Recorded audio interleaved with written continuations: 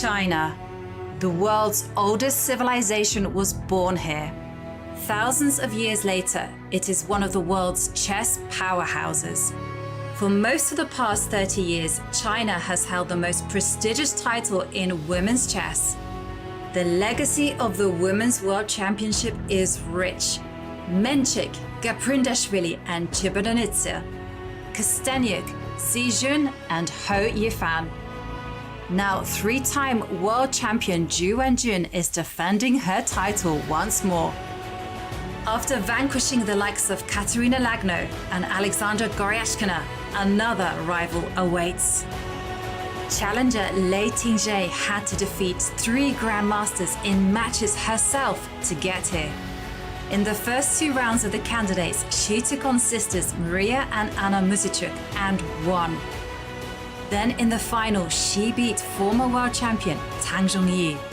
And that's it! Resignation! Lei Tingjie, the winner of the 2023 Candidates Finals.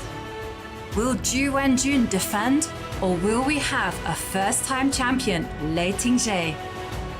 Half the match is in Ju's hometown of Shanghai, half the match in Chongqing, where Lei hails from. Who will win and claim their share of the €500,000 prize fund? Welcome to the official broadcast of the 2023 FIDE Women's Chess Championship.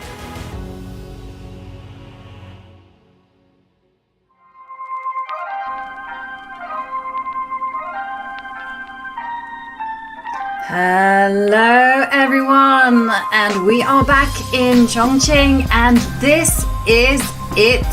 We have now reached the final 2 classical games in the Women's World Championship match, and it is down to the wire. With 5 points each, nothing can separate challenger Lei Tingjie from reigning Women's World Champion Ju Wenjun. But everything can change in these 2 classical games as it comes down to who has the stronger nerves and the greater stamina. Well, we'll find out today. I'm your host, International Master Ivanka Hauska, and it is a great pleasure to be commentating all the action alongside one of the most inspiring advocates of women chess. She's been 2-time US champion. She's an author of some of the best-selling chess books, Chess Bitch, Play Like a Girl, and of course my personal favorite, Chess Queens. She also set up a YouTube channel. Go follow it. It's called How to Beat Your Mum in Chess. It is none other than women grandmaster Jennifer Shahade. Jennifer, I know it's super early in the morning, but I'm going to say it anyway. Good morning. Yes, good morning. I am so excited to call games 11 and 12 of the Women's World Championship with you, Jovi. This is really a dream come true. I've got my coffee. Nobody else is awake here in Philadelphia, except other chess fans, perhaps. And I'm just really enjoying life. It's good.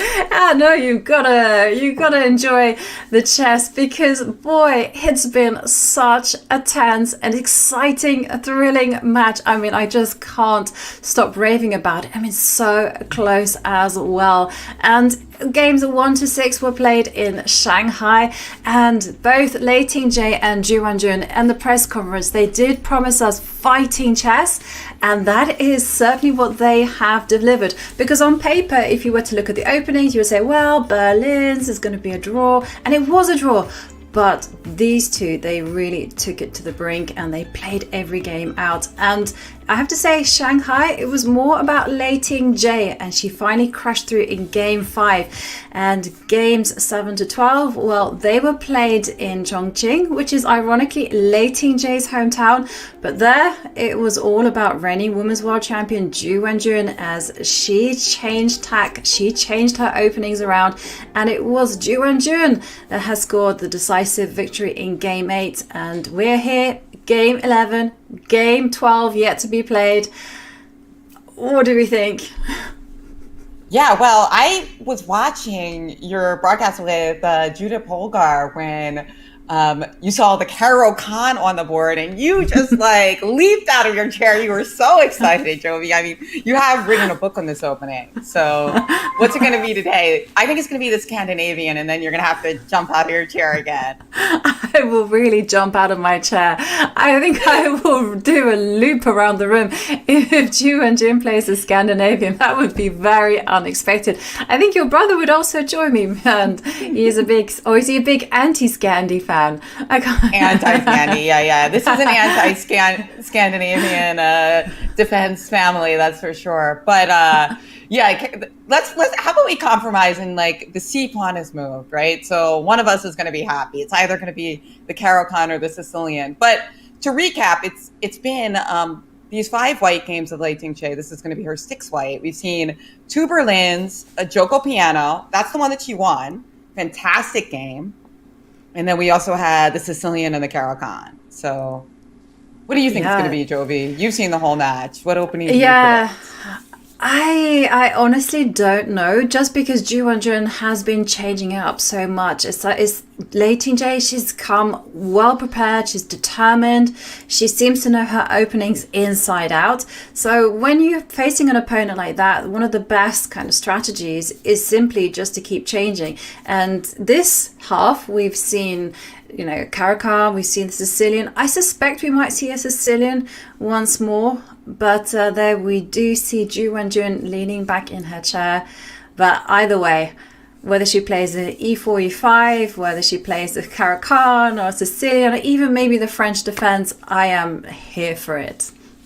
Oh, yeah. And I'm here for that bright orange shirt. I mean, that's a real statement. Absolutely stunning color here.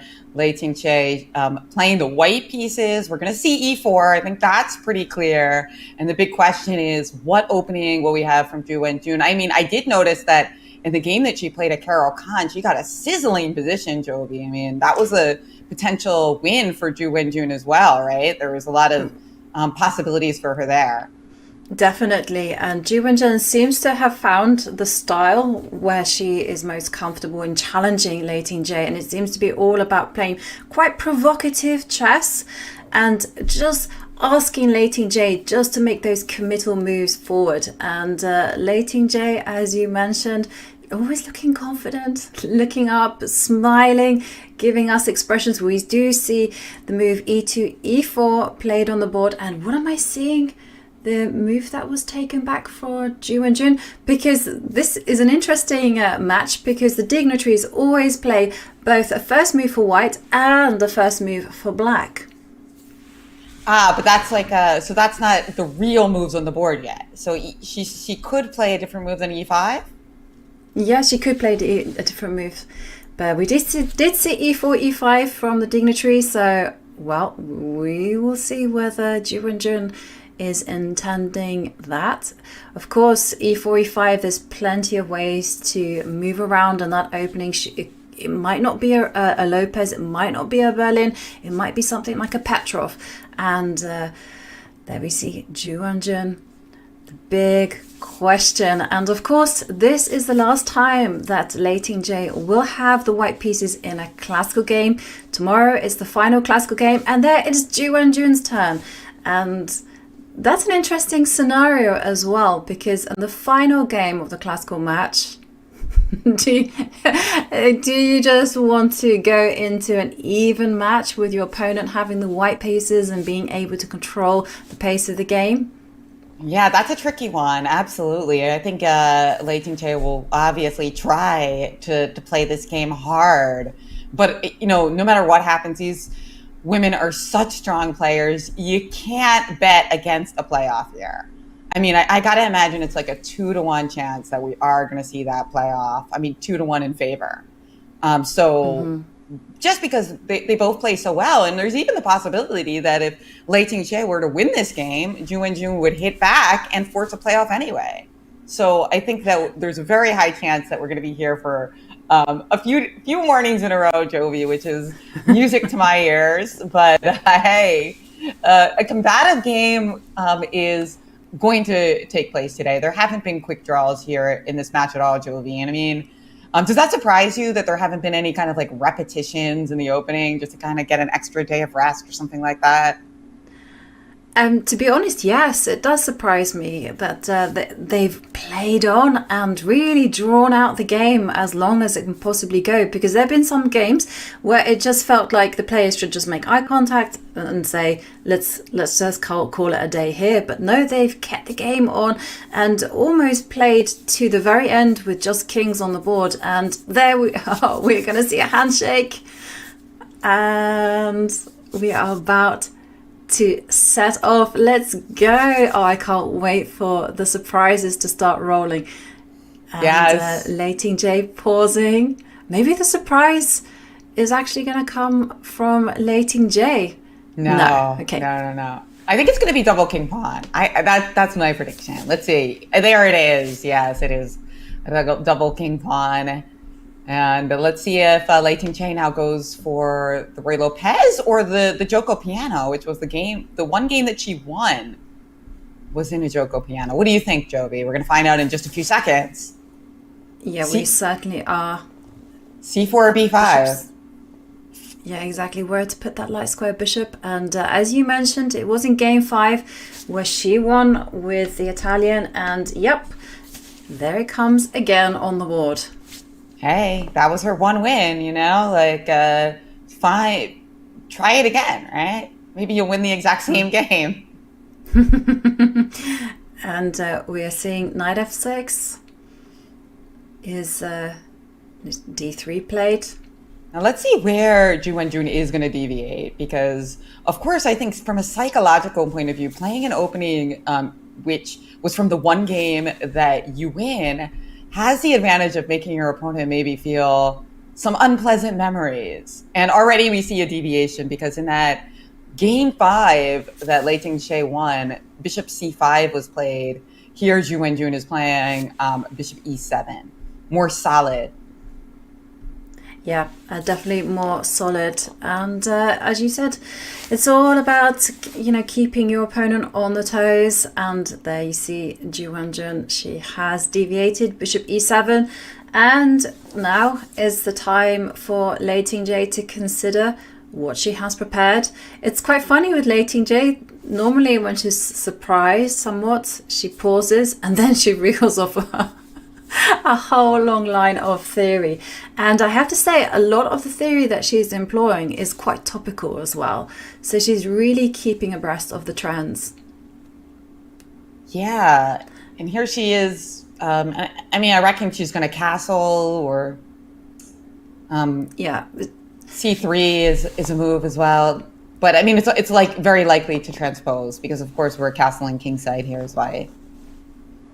So many moves. I mean, I find that this this opening itself is just one of the most complex openings around. I've always struggled to handle it, and I say this quite openly, and it's due with the fact that the play is very cagey.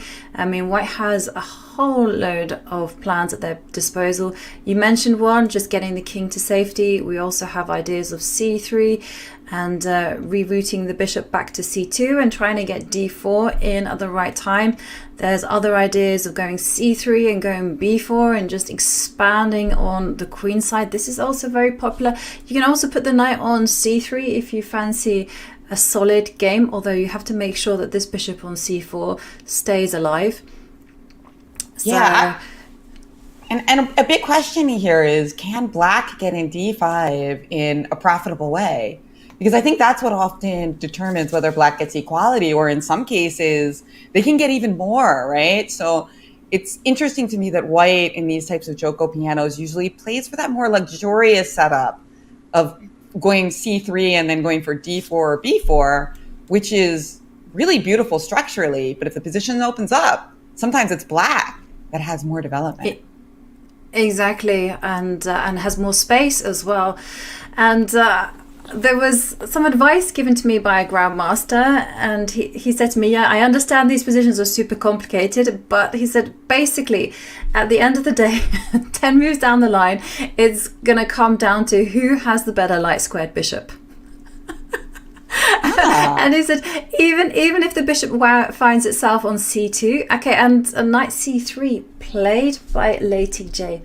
And this is the third most popular move.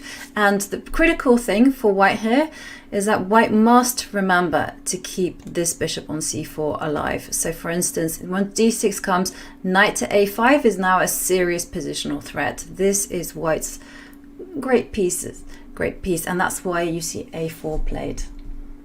Right, that makes sense. So what Jovi is saying is that if no d6, you can't play knight a5 because knight takes e5, right? So d6 really has a little bit of a positional threat, because I love that quote from your grandmaster friend, and I'm definitely going to steal it. But if you don't have a bishop on c4, then you can't. If your bishop on c4 goes, then you can't have a better light squared bishop, right? Exactly. And so, even when it's so funny, because even when it finds itself on c2, you're still preparing c3, d4, and you're still 10 moves down the line. It's all going to be about the power of that bishop. And we actually saw it. This was one of the reasons why Lei Tingjie beat Ju Wenjun. And just to kind of rewind a little bit and just to kind of emphasize the points about knight c3, d6. Yeah, so you could not play knight a5 immediately, as Jennifer highlighted, because knight takes pawn will just simply win white material. So that's why d6 was played, just to overprotect e5. And after a4, the bishop has a little hidey hole on a2, and it's safe. And play is continuing with castles. Castles, okay. And you mentioned that light squared bishop, and now let's talk about the light squared bishop on c8. I mean, g4 can be a very attractive square for that bishop, which is particularly effective with the white knight on c3, right? Because you don't have the knight on d2 to protect your colleague on f3. So I wonder here if black can play bishop g4 right away, and what Lei Tingjie has in mind against that move. Is there going to be an h3 and g4 idea? H3 is actually the main move. Okay. So I'm just checking the database, and because this is not my speciality, and I can see that white has 3 major moves. So number 1 choice is right up your street, Jan, and it's simply just to go h3 and stop that bishop coming to g4. And this is often a trick that we see employed in lower levels, so especially in junior chess. So say for instance you were to castle, you see this so often, I'm sure and then the bishop comes out to g4, and then say black copies, then this is awkward as anything. You don't want to ruin your kingside pawn structure. So just one to bear in mind. And if you don't want to engage in any of these shenanigans, then simply the main move is just to play h3. Yeah, just play h3. And exactly, just to stop the idea once and for all. And black's most popular response is actually to dive in and play bishop e6 and challenge the light square bishop. Now, one important thing to point out here is that the reason white plays h3 now so often as opposed to a move prior is that white really wants to castle now. It's like time to castle. And as you mentioned, if castles bishop g4, h3, bishop h5, you don't really want to play g4 as much because your king is on that side of the board, right? So whereas if you're not castled, this line playing for like g4 would be pretty attractive, right? Because you haven't committed your king to the kingside castling yet. So keep that in mind. These are the little nuances that go behind the openings that if you're just looking at the database, you might not quite understand. Like why h3 now and not the move before, right? Exactly. No, that's a really good point. Yeah, h3, keep the king flexible. Another move that has been played before, so we might see this from Lei Tingjie, and is again a trendy idea, and she is well on top of the trends. And so after a4 castles, it is possible to kind of seize space, kind of play like the Alpha Zero style of chess, which is like play on the wings with a5, and your idea comes into play, that bishop g4, then you can meet that with h3. And after here, you can always lock the position down with g4. And there's just no breakthrough for black.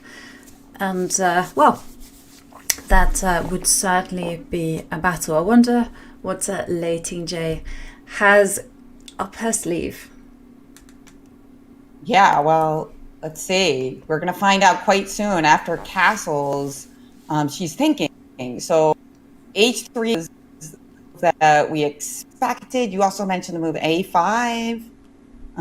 Castles, we're wondering if bishop G4 with the positional threat of knight D4 is a bit too nagging.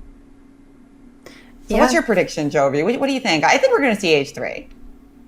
I think we'll see H3. I just also want to say that castles is possible, but you do have to take measures against a knight plopping into D4 after the bishop comes into G4. As long as you take care of that idea, then castles is possible. So just to kind of say Lei Tingjie, just castles the king. It's the second most popular move. Then after bishop comes to G4, knight D4 is a really big threat. So that's why white tends to play bishop H3 first. Let me get my move order right. So bishop G4, H3 first, and then after here, bishop E3, just to be able to capture on D4 when a knight comes, or be able to go G4. So dynamic stuff. And I don't know how much of the match you've been following, but one thing that's been really funny for all of us to see is that Lei Tingjie, she barely uses any time in the opening, and often we've gotten to move 10, 11, and she's got more time than she started with. So it's quite funny to see that the reverse is true. It's now Ju Wenjun who has more time than she started with, and this is a good sign, because I think knight c3 was certainly a surprise to Ju Wenjun, but she's just, okay, fine, she has it all under control. Yeah, it's been another revelation, and I have been following. I mean, just fantastic commentaries you've been doing here, Jovi, with Danya, with Judith Polgar, and of course with the chess queen herself, Alexander Kostyanyuk. Another revelation is just Lei Tingjie's expressions. I know people are falling in love with her expressive face and how she conveys her feelings about the position. So not a poker face, right, Jovi, from Lei Tingjie?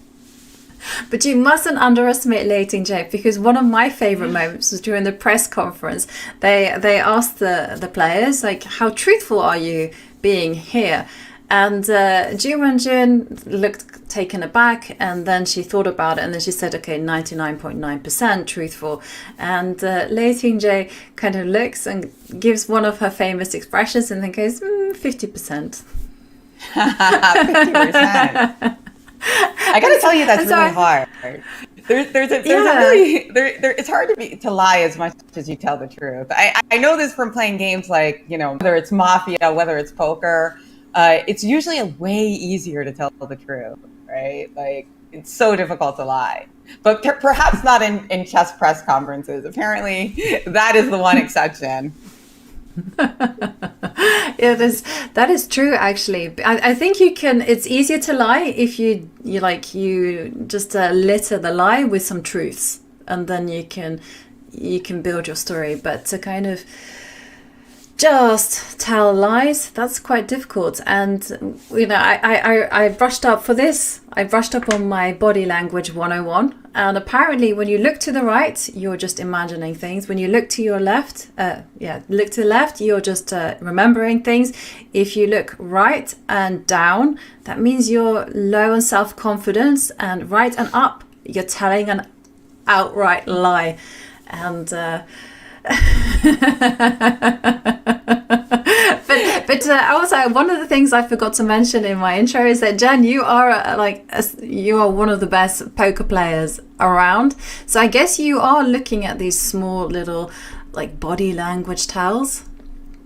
Absolutely, yeah. I think that it is fascinating, because we always talk about having a poker face, but having a chess face, what exactly does that mean? I mean, I think it means really kind of giving yourself that opportunity to focus, right? and also intimidating your opponent. So even though Garry Kasparov had one of the worst poker faces around, everyone would agree that he had the best chess face. Yeah, he was certainly had this aura at the board of confidence, of that he really wanted to win. And I actually got that impression when I bumped into Anatoly Karpov as well one time in the Bundesliga. He was there in the lift, and I was just like, oh, look. And I could see that when he was looking at me, because I got out of the wrong floor, that he was just assessing me and just going, what an idiot. You got out on the mezzanine and the ground floor is, and I can imagine just sitting at the board against these players was quite an intimidating prospect. I think Judith was saying the same, that you felt that they were always playing for the win. And yes, as I saw that in chat, there's absolutely no way that Lei Tingjie didn't come to this position not knowing. She's just simply choosing what line to play, and she picks bishop g5. And let's have a look at that one. It's been played a few times before. Not the most standard idea, especially with the bishop on e7, but it is possible. Yeah, so that is a bit surprising. That wasn't one of the top few moves that we expected. Do keep in mind that perhaps bishop e7 came as a bit of a surprise, as bishop c5 in the fourth move was played by Ju Wenjun in their fifth game battle. So yeah, bishop d5 does strike me as a little bit surprising, because as you pointed out, it's not a pin, right? The bishop on e7 protects the knight on f6. But I wonder if, it's a bit of a waiting game here, right? So now if bishop g4, we haven't castled kingside yet. So h3, bishop h5, g4 is still on the menu. So just kind of a little bit of a waiting game here as you try to figure out where your opponent is going to develop her light square bishop. Yeah, I totally agree. Bishop g4, h3, and the same kind of question comes into play, especially in this type of pawn structure. I remember reading this very old book by Max Erver called The Middle Game. I can't remember whether it's part 1, part 2, but he talks about this pawn structure, and he talks about how it's all to do with the flexibility and the pawn breaks. Like, for instance, you have d3, d4, that's one, and then you have f2, f4. And one of the downsides of putting the bishop on g5 is, say you have complete control over d4, you can actually get complete control over f4 as well. And if you can manage this with some even going h6 and g5, then you have like a nice grip on the position. Everything is to do with control and stopping those pawn breaks. And it's exactly the reverse for, if that's the case for black, it's also the case for white. These two sides are looking at breaking out. So black can also do it with bishop e6 as well, trying to open up the line. Yeah, bishop e6 looks like a really enticing move. But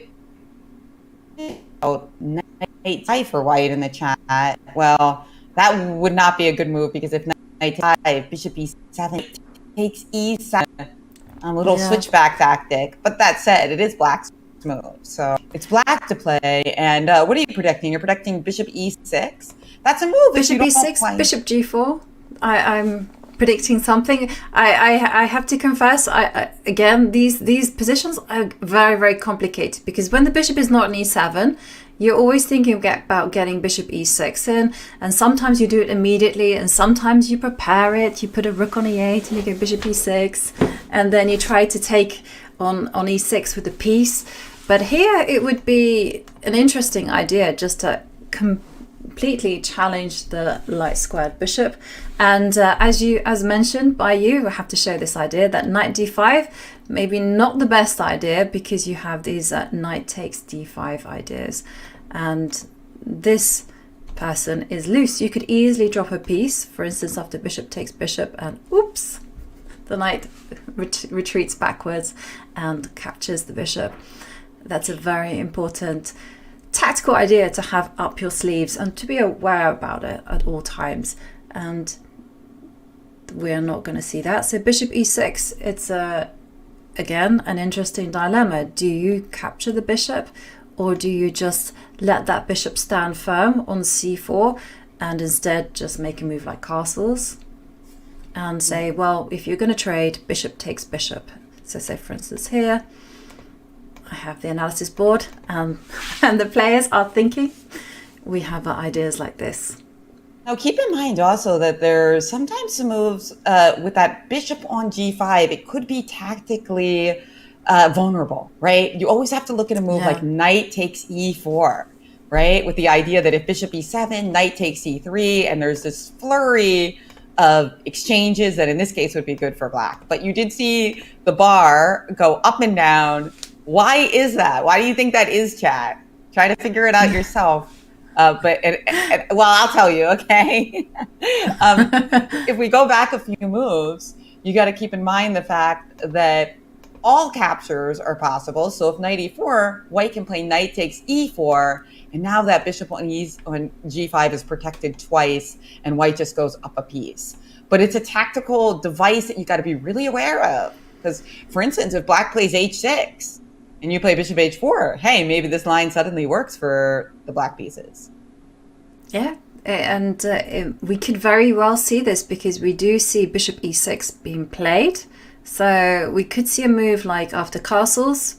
I think that's kind of typical of Lei Tingjie. She plays very direct chess. After h6, that is the big question, right? Do you step back with the bishop? Because, sorry, hang on, bishop takes bishop. I'm kind of a newbie at controlling the board, so you'll have to bear with me. Knight takes bishop, takes bishop, and whoops, a daisy. Okay, the pawn takes bishop, and now h6. Right. Is your tactic in play? I think it is. Bishop h4, knight takes e4. I think is in play, yeah. So I think bishop takes f6 and knight d5 might be something that we see instead. Or, of course, you could also retreat the bishop the other way. Mm-hmm. Yeah. But where? Yeah. Because bishop e3 allows the nagging knight g4, right? Yeah. So, yeah, I think probably I like your idea of just going bishop takes knight and then just sticking a knight into d5. And then piling up on the half-open D line. It feels like this is quite a nice position for white. At least it's easy to play. Yeah, more comfortable for white. Remember, very, very close positions often favor those knights. And here there would be not a single pawn traded. Very close, very attractive for the white knight on d5, as opposed to that bishop on f6, which is no great shakes. And I just saw a question in chat asking about these double pawns. And yeah, optically, you know, you always judge double pawns, not necessarily by how they look, but whether they can move. And yeah, they can't move. But there's something more at stake, and that is the half-open D line. And also access for this knight to d5. So you can just imagine a scenario where the queen does move to e2, the rook comes to d1, and then there's nice pressure. And let's not forget that this knight also has some flexibility. Oh, and what are we seeing? I think we saw bishop takes bishop played. So let me just refresh and get to... Oh no, bishop takes knight played. And after bishop takes knight, knight to d5. So a similar idea, but again, Lei Tingjie keeping the question open. What is she going to do with the king? Right. Well, yeah, it is quite instructive to see how she delays castling here. I don't want my son to see this game. My 6-year-old is getting super into chess, and he sometimes forgets to castle, though. But when the great players do it, they always have a really good reason. And here we noticed that a big reason for delaying castles was just to make that bishop g4 move less saucy, right? Mm-hmm. Definitely. And yeah, that's the problem with modern day chess, right? Is that no one is castling. They're all kind of doing king f1 and h4. But you know, they're getting out the rook in some ways. But I would often advise that not necessarily against it, but you need to think about how you're going to connect the rooks, and it's not just about king safety. And knight d5 played, and it's an interesting kind of dilemma. Well, not dilemma, but it's a kind of scenario on the board, because I'm wondering what Lei Tingjie's idea is. Does she want to just simplify the position, clarify it, because she's looking ahead to the playoffs, because not that many games left? And also, is she trying to gain something with the knight coming to d5? Because at the very least, Ju Wenjun could just say that knight on d5 is just very strong and I'm gonna get rid of it, which is something I would be tempted to say as well. And then we would have a situation with opposite colored bishops on the board. What do we think about that? Or are you a big fan of the bishop pair, and maybe you want to go bishop e7? I am a big fan of the bishop pair, but this particular bishop on e7 is not one that you're going to really be as happy about. I do think that there's a very high chance for playoffs, Jovi, not just because of this opening, but just because of the players. I mean, think about it. If you're confident that you're a great player, and I think both of these ladies are very confident that they are going to win the match. And so you want to take it to a playoff so that you get more games, right? The more games, the better player is more likely to win. So I don't necessarily think they're playing for quick draws, but I think they both have this attitude for different reasons. Lei Tingjie, because she's in great form, because she's young and hungry. Ju Wenjun, because she's won so many championships. She knows what it's like to be under stress and win anyway. They both think, I can do it if I get into the playoff. I think there's a high chance that both of them are looking forward to that rather than dreading it. And I think that's the key to their championship success, that you don't fear that stress, you embrace it. Yeah, that's very, very key. But at the same time, this is the Women's World Championship match, and of course there's like a battle on every single level, because Lei Tingjie might be happy with the playoffs, but Ju Wenjun might not be. Let's say she might be, we've seen her time and time again just extend the game and just say, if she has a small advantage, she will press it through. She wants to tire out her young opponent, maybe make her nervous. How do you kind of cope with all the mind games and all the overthinking that goes on? Yeah, well, I mean, right now they're focused on this game, but the chat is asking a lot of questions about the possibility of that playoff. Yes, it would be a day after the 12th game at the same time, and it would be a very lengthy battle because it would start with 4 rapid games, and it would be quite a treat to see that. I think that if we see that, we're going to be in for some really crazy chess and huge surprises. Somebody just asked, I thought that we wanted to keep the light squared bishops on the board. Yeah. So there is that issue, but that was in the traditional kind of Italian, and here we have a kind of different situation. So now you know the rules. You do have to be a bit flexible with your thinking, and you have to just basically assess the value of this knight. Is this knight on d5 going to be a thorn in your side? If it is, you get rid of it.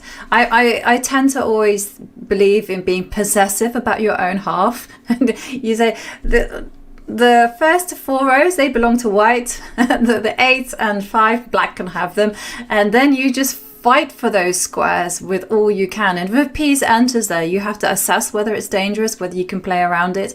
And this is the big thing that Ju Wenjun is considering, because it is true, you do want to keep your light square bishop on the board, but if this knight is going to be an inconvenience, a hassle, after all, it's threatening this bishop on f6, and this bishop on f6 might have all the potential. There's also the possibility, that this knight is just simply tying down also the c6 knight. So you can kind of also, again, see a situation that after bishop takes bishop, bishop takes, that there's a lot more freedom in black's position. Say, for instance, you want to go queen to d7, or you can step the king out and then perhaps prepare some kind of f5 pawn breaks. There's also I'm just freestyling here, but if you do want to chase away that bishop, you can first of all protect the b7 pawn, or maybe you don't even need to and just go knight to e7 and start driving white black back. And then it's all about creating those targets and creating the momentum. But certainly it's going to be all about the long term. That's really interesting position, Jovi, because I think the bishop on d5 is excellent here. It's a beautiful bishop, but the problem is that it's not really supported by any of its colleagues, right? Right. So it's just like you can't really harmonize to do anything with it. And then you have all these great ideas of like king h8, bishop e7, f5, knight e7. So yeah, kind of an instructive position that just, well, I guess it's the opposite of what your grandmaster friend said. Your bishop is great, but you can't do much about it. Exactly. Also, I just, there's one game in the database and they got to this position and they just went knight e7. So for instance, knight e7, so the bishop takes b7. Yeah, okay, it might be a move. But after rook to b8, the b2 pawn is dropping. And of course, the bishop can't go back to d5 because the knight is covering that square. So there's all sorts of ideas in the air. And when it comes to bishops of opposite color, so for instance, if you don't take on b7 and instead you drop the bishop back to a2, it's going to be all about the power of the bishop, just as my grandmaster friend said. If it's a good piece, then great, white will be better. But if it's a bad piece or it's not doing anything, then and black finds a way to kind of maybe go king h8 or g6, bishop g7, and try to get f5 in. I'm a big fan of f5, or maybe he's trying to get for c6 or d5, or just block out this bishop. Then there's no reason why white is better. So very interesting position so far. And everyone's asking who that GM friend is. Well, it's funny, Jovi, because when you said grandmaster this time, I thought you said grandma. You're like, my grandma said that. and if you think about it, how many grandmasters are there who are also grandmas? I mean, I'm not totally sure but definitely a few. The Georgian women, for sure. There's got to be a couple there. I think like Nona. No, just really, yeah. Are you going to tell us who this grandmaster is? Okay, I can say it's a co-commentator. So there you go. You got a long list. All right. And he's very good. He's very good at the e4, e5 position. So I will let you. All come to the conclusion. I've already told you it's a he. So clues abound. Chat. Kind of get it. Okay, we got Simon. Okay. Ginger GM would be like grandmaster friends recommends h2, h4. And then you know, actually Simon is a great guy to follow if you just want to kind of, if you need to improve, sharpen your play, and everyone is going, how, maybe maybe not. No, he's an exceptional player, and he's off to play in the World Cup. I think that's happening in a few days' time, and so we will all wish him the best of luck. It would be awesome, right, if our very own David Howe goes through and gets a spot in the candidates. And here we see Ju Wenjun, a close-up on Ju Wenjun as she looks to gain equality in this game. Does she already have it? Question, as the opening has seen a lot of very, very solid play. Yeah, GM Canty, says Charlie. Canty's an awesome guy. And 9 moves in. And big decision for Ju Wenjun. Does she trade that knight in the middle of the board, or does she let it stand and preserve her bishop pair? Well, that is Ju Wenjun's question. And one question that we will have to wait until after the break to get it answered. So don't go anywhere. You won't want to miss this Game 11 game match. Okay, see you in a few minutes.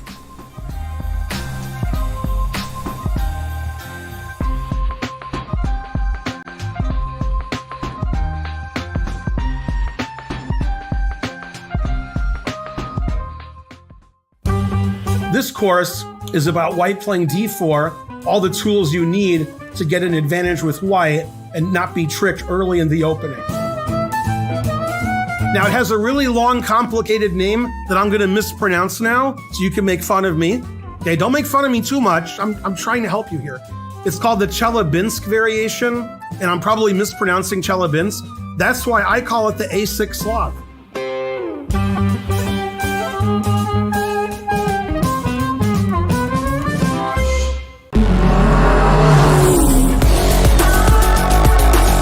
Oh my goodness, knight d8? Whoa. Bishop d5 with mate. way! It has to give it. Mate! He bloated mate! Chance, rook f7. Oh, whoa, no! No! No!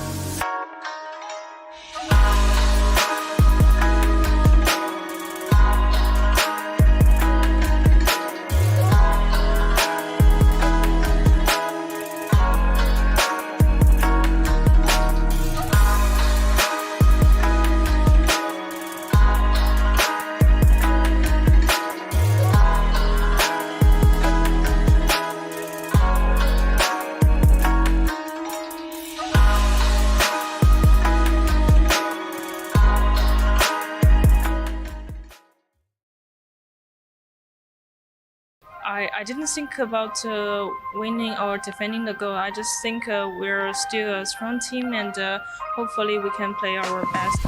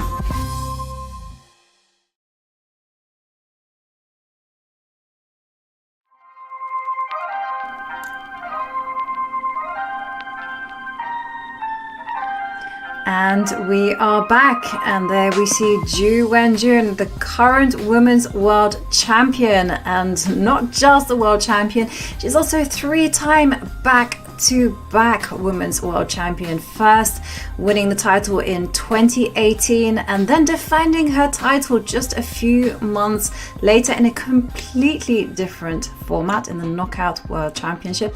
And then she defended her title against the young upcomer Alexandra Goryachkina, and now she's here in Chongqing, this amazing mega city, to do it all again. And she has the black pieces. This is game 11, and there with 5 points apiece, nothing can separate her from her challenger. But in this position, still a big decision to be made, and we see Ju Wenjun in thought as to whether she should remove that knight from d5, take it off the board, or should she find another way to handle the position and perhaps preserve that bishop pair. And we see her deep in thought. And one of the things about Ju Wenjun and also Lei Tingjie, I have to say, is that both women, they use their time very wisely. They consider all their options. She's not afraid to burn 20 minutes on making a decision. We also saw in game 10 how she used 20 minutes to actually take back a move. She retreated her knight to back where it came from, and it was in fact the best move. And well, it's all gonna hinge on who has the better bishop, as we see there from chat. Well, I think also something about this position, which really struck me when you were showing the variations at bishop e5, bishop takes d5, it really struck me that it's actually the white knight on f3 that's not that good. Because, you know, you see the knight on c6, e7, d4 potentially in some positions, whereas the knight on f3, like, what does it do? Like, if you could catapult it to f5, you know, maybe that would be nice. But it really doesn't do a heck of a lot on f3, and that's one of the reasons why, despite the beautiful light squared bishop, white doesn't have a lot of juice in this position. Yeah, it's definitely very, very tense. For instance, like you say, you know, this is something that Ju Wenjun will be evaluating, you know, the strength of the pieces and also the long-term prospects, because don't forget, the position is very closed. And if you do step back with a knight to e7, then you know, white's plan could be d4, could be f4, could be expanding as far as they go on the queen side, you know. These are the things that are just whirling through Ju Wenjun's head. Also, she could be thinking, if we go back to the game position, that actually she quite likes the bishop pair, and she might be looking at moves like g6. She might even be thinking, well, if you can put your knight on d5, this is the computer's top suggestion, by the way, just to put the knight on d4. Hey. I mean, this is also a plan, and with our familiar friend of putting the bishop on g4. And yeah, take your time, Ju Wenjun, make the correct decision. Make the decision. In this particular situation, it has to be a decision that favors your style and that you're going to be most comfortable with. And Ju Wenjun now to under 1 hour and 10 minutes on the clock, and we're just only played 9 moves. We got a question from the chat that they missed the start. What opening was this? Well, it is a Joko piano that we had today. The same game, or the same opening, that is, that Lei Tingjie won her sole victory of the match so far in game 5. This one, however, has shaped out a little bit differently because Ju Wenjun deviated as early as move 4. So that's the opening we have today. I think she's going to play bishop takes d5. That's my prediction. Because some of those positions that you were showing us, Jovi, did look quite fun for black without a lot of worries. We should point out, because I noticed that a lot of players make mistakes of all levels, but particularly newer players. They make mistakes when there are options of captures, right? So after bishop takes d5, some people might think, I should take with the pawn and attack that knight on c6. Free tempo, right? But you get one tempo, but at the cost of that light squared bishop on c4 forever being weakened. And Jovi's grandmaster friend would be very disappointed here in the bishop on c4. And they would be using the British very, very disappointed. I'm sorry. I just love making that sound. If you want to sound super smart or super funny. And Jennifer, you called it. And I was actually just going to piggyback on your point. And I was going to say, you know, one of Ju Wenjun's strengths, as well as her weaknesses, is that often she will trade pieces. She can't quite handle the tension in certain positions. And her instinct is to make that capture. And it's happened. And we didn't see knight e7, which was the game that was I had there on my database, but instead Ju Wenjun has played the more active bishop to b4 with very much the same idea. And Ju Wenjun, not Ju Wenjun, but Lei Tingjie, I can just see in the camera. She's just like looked to the clock and she looked to that direction and she was like, what is that knight doing in my half? It was unexpected to me. I was expecting knight e7, but knight b4 played quickly, and bishop takes pawn is not going to happen. I can guarantee that, because rook to b8, and questions will be asked about this b2 pawn, and the light squared bishop will disappear from the board. It's not really what you want. So I'm expecting bishop b3. Right, bishop b3, and that does ask the knight on b4. Well, you are going to be ousted with the move like c3 in quick succession. So bishop b3 followed by c3, and then what is your plan for that knight on b4? You kind of just have to go back to c6, right? Because a6 doesn't look like that exciting of a square. So I'm actually but it might be about the idea though. It to could go be a6 and go c5. Right, but it seems like we're going to gain so many tempi as white, right? Because we're going to get d4 in at some point too. Oh, well, this is exciting, isn't it? So hang on a second. So say we go, I don't know what to do, but you don't want to put your knight back to c6. That's because otherwise white's kind of got this bishop on b3 just for free. So say we go knight a6, just to go knight c5, and after c3, and this knight. What is happening here? Right, is the idea, and this is where I've been advised by Dania, by Alexandra, and Judith. They say when the pawn structure is about to change or is changing, this is the perfect moment to leave the board, to take a break. Have you heard about this advice, Jennifer? Or is it? To me, it was a surprise. I didn't know that this is the moment where you get up, get a breather, splash some water on your face, come back to the board and just go, right, I've zoomed out, I've refreshed the screen, reset everything, and I'm now willing to play the position that is on the board. Well, hey, if Alexandra, Judith, and Danya all recommend it, then it's got to be some pretty fantastic advice. That's quite a trio there, Jovi. I love the advice. I love it. And the thing here is, my first instinct was like, I like this for white because we're going to get to play d4 with a tempo, but not so fast because our king is in the center. So we do have to be a little bit cautious, right, about getting that right away. Like, can you imagine, even if like black plays, well, I could play rook e8 and just stop you. But even if c6, it could be that there's like a really fun variation. And after d4, we could just take on d4 and then take on e4 and play rook e8. Talk about splashing some water on your face. That would be quite the rude shock. Okay, so bishop takes knight. This is the idea. Then rook to e8.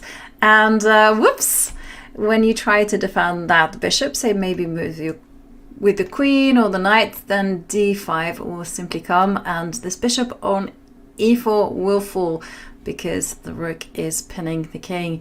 Yeah, but this is the kind of thing that white could stumble into, and always good to have these ideas in the back of your mind.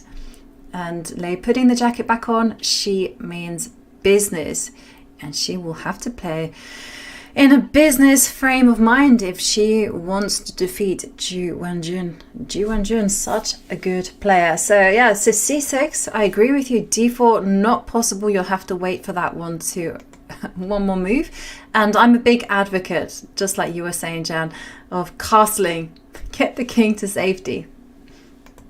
Right. Yeah. Especially now that it looks like the position's going to open up, right? Like we were delaying it when the pawn breaks weren't so obvious. But now that like d5 is coming at us fast, we certainly have to get our king into safety. Yeah. So. And it's such a tense, but I mean, I keep using the word tense, but that's the only word I can think of about these things because, you know, it's all going to hinge on pawn breaks, pawn expansions. The position is still very close. It's not, again, clear whose bishop is better. So if there's knight standing pretty on c5, I would be tempted to kind of go b4, a5, but then you're abandoning d4 ideas and, oops, forget that arrow. And yeah, but you can also see situations where the knight can drop back to e6 and then this bishop also gets out of the way of an f5 pawn expansion, and still anything can happen. But knight b4... by the way, I'm obsessed with f5. Yeah, I think a lot of us have tendencies, biases towards certain things, and one of mine is simply pushing in the center or pushing f5. Yeah, and I mean, it's just so multi-purpose, right, Jovi? I mean, you not only the center, but you also get that rook into the game. It just feels so glorious, right? Yeah. But then I also just looked over and I saw that the computers are also advocating a different plan for black, and that's based on the idea of going g6 and h5. Simon, our ginger GM friend, will be very happy with ideas like this. Again, taking space. And I guess the idea is to put the knight on e6 and then go to knight f4. Wow, I love that. Holding firm the center, which again is very attractive. And okay, well, we do have a move, so I am just going to refresh, and bishop b3 was played. And yeah, we see chat, I've never had a grandmaster friend. Yeah, I have a few grandmaster friends, so let's try to name drop them when we can. So one of the privileges. Well, they'll be name dropping you as well, Jovi. So yeah, it goes both ways. But this position, the king will not go both ways. This is only a castling kingside position. We're not going to see any queenside castles for white in this case. But is black's move? Do we just move our knight back voluntarily here with knight a6, or do we wait for you to play c3? I mean, I would probably wait for you to play c3 and do something like c6 or c6 or a5 even, maybe a5, just to get more space once we play knight a6. By the way, I love your g6 h5 idea. That's awesome. I mean, it's not a super typical idea in this type of structure, but because of the bishop on f6, you see that it's like hard to play h4 and stop the h4 idea, especially once we've castled kingside. And I really like how that plan shows you how important it is to have different ideas in your arsenal, right? Because, you know, if you only have a hammer, well, every problem looks like a nail, right? So this idea of king h8 and f5 is really, really cool. But then you also have this idea of g6 and h5, and suddenly you become like a great player because you're looking at d5, f5, and h5. You're looking at all the aggressive plans. Now that's really great. And talking about having different weapons in your arsenal, well, we saw g6 h5. That wasn't my idea, that was a computer idea, but I loved it as well. And it was, again, very relevant when the center is stable. And talking about stable center, well, Ju Wenjun, she has released the tension. She has made her breakthrough by playing d5. And immediately after that move, Lei Tingjie, she gave us a frown, perhaps a surprise to her. So d5, I guess Lei Tingjie just thought maybe it wasn't possible on account of c3, but this is where the idea of counterattacking comes into play, because after c3, yeah, if you're forced to kind of retreat the knight, then you lose protection of d5. But pawn takes pawn is Ju Wenjun's idea, and after pawn takes pawn, maybe the knight will come to d3 and give a nice pretty check to the king on e1. And, well, we're now in the realm of modern chess, right? King has to go to f1. And then I guess you have to kind of go h4 and get your pieces connected that way. h4, g3, king g2, g2, take control of the only open line on the board. And there's also knight takes. Is that knight takes pawn? I just looked over and the computer's suggesting knight takes pawn. I'm like, what? Can you really go into no man's land? Well, we do have queen d3 check, right? So if you play queen c2 or queen b1, we just have a queen d3 check, yeah? Ah, yeah. And if you play queen e2, we also have queen d3. So wow. Do we, though? Is there a way to trap us here? Because if you take on d3 here, the knight escapes with knight takes d3 and we're up a pawn, life is beautiful. Yeah. But what if you just play... I don't want to suggest king e1, but I'm trying to find like a waiting move. Right. You could see a kind of repetition, like queen brick here and then queen e1. No, because the knight gets out to d3. No, the knight gets trapped with knight takes queen. So you could see a repetition like this. Right. Okay, but this would be a very rare occurrence in this World Championship because these two players do not do quick draws. So that is why, can I just see a move was played after d5. It's not c3 because of pawn takes pawn, but that is why Lei Tingjie played pawn takes pawn. E takes d5. Yeah, that makes sense. I mean, that whole line looked very scary, right? Like allowing taking on e4 and knight d3 check.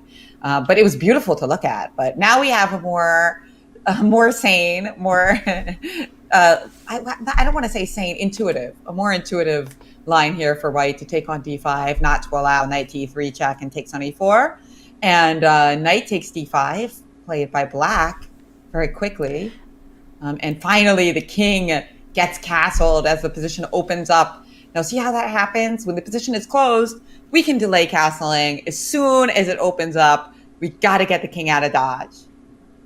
Yeah, and Lei Tingjie, she takes our grandmaster's advices, and the pawn structure has now changed. There's two half open lines on the board. White will have pressure against the e5 pawn. Black will have pressure along the d line, and she gets up and she leaves the board. It's a good idea to always zoom in and zoom out and just to see the bigger picture for a while. And, well, who is more comfortable? That is the question. White has a very nice bishop on b3, pointing at f7. Black has the space. It's got the further advanced pawn with e5, so that controls those not that one, those two squares. Knight that can jump into f4 and has better flexibility. The queen can come up to the Goldilocks squares of d6. I always like to kind of a queen on the sixth row, or for white the third row, is really good, well placed. And my grandmaster friend, this time I will name drop, Neil MacDonald, he called it the Goldilocks squares, and he'd been studying lots of computer chess,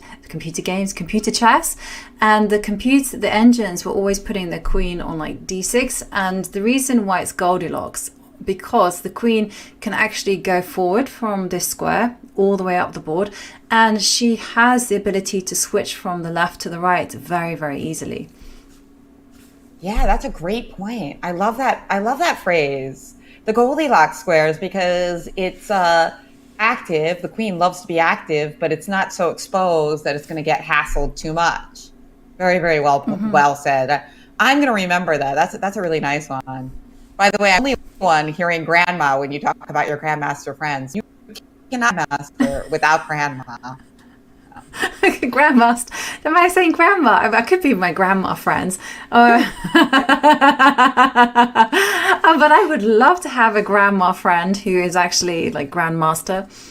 But I'm waiting for those days. But now you got my mind thinking as to any, because there aren't too many, like for instance, Elizabeth Pates. She's part of a father-daughter grandmaster duo.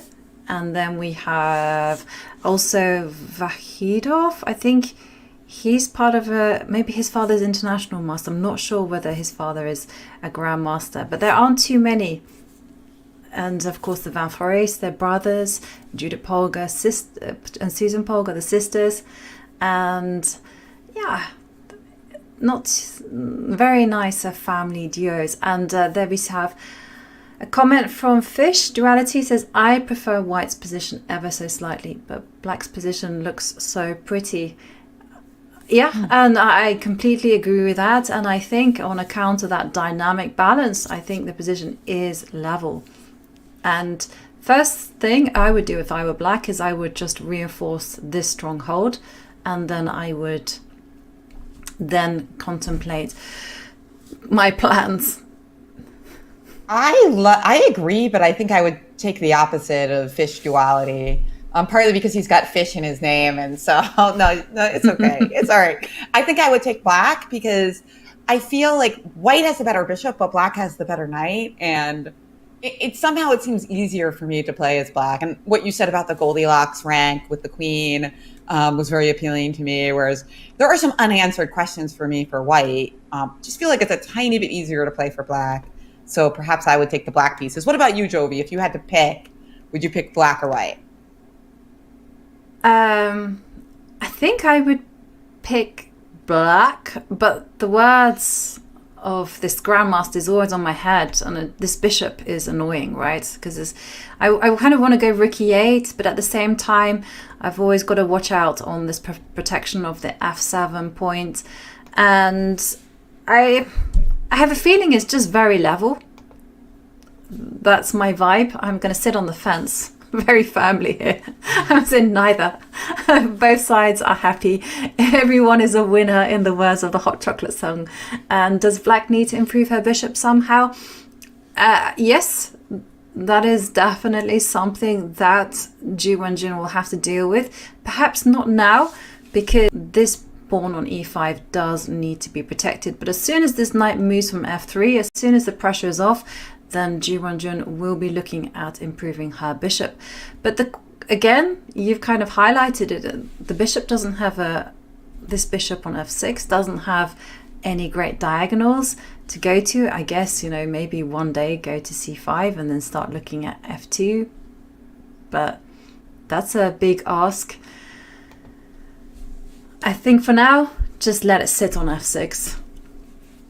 But I have to say, I am actually kind of excited that we got this position, because if you had asked me just a few moves ago, I would think that it would be like the position would be even more balanced.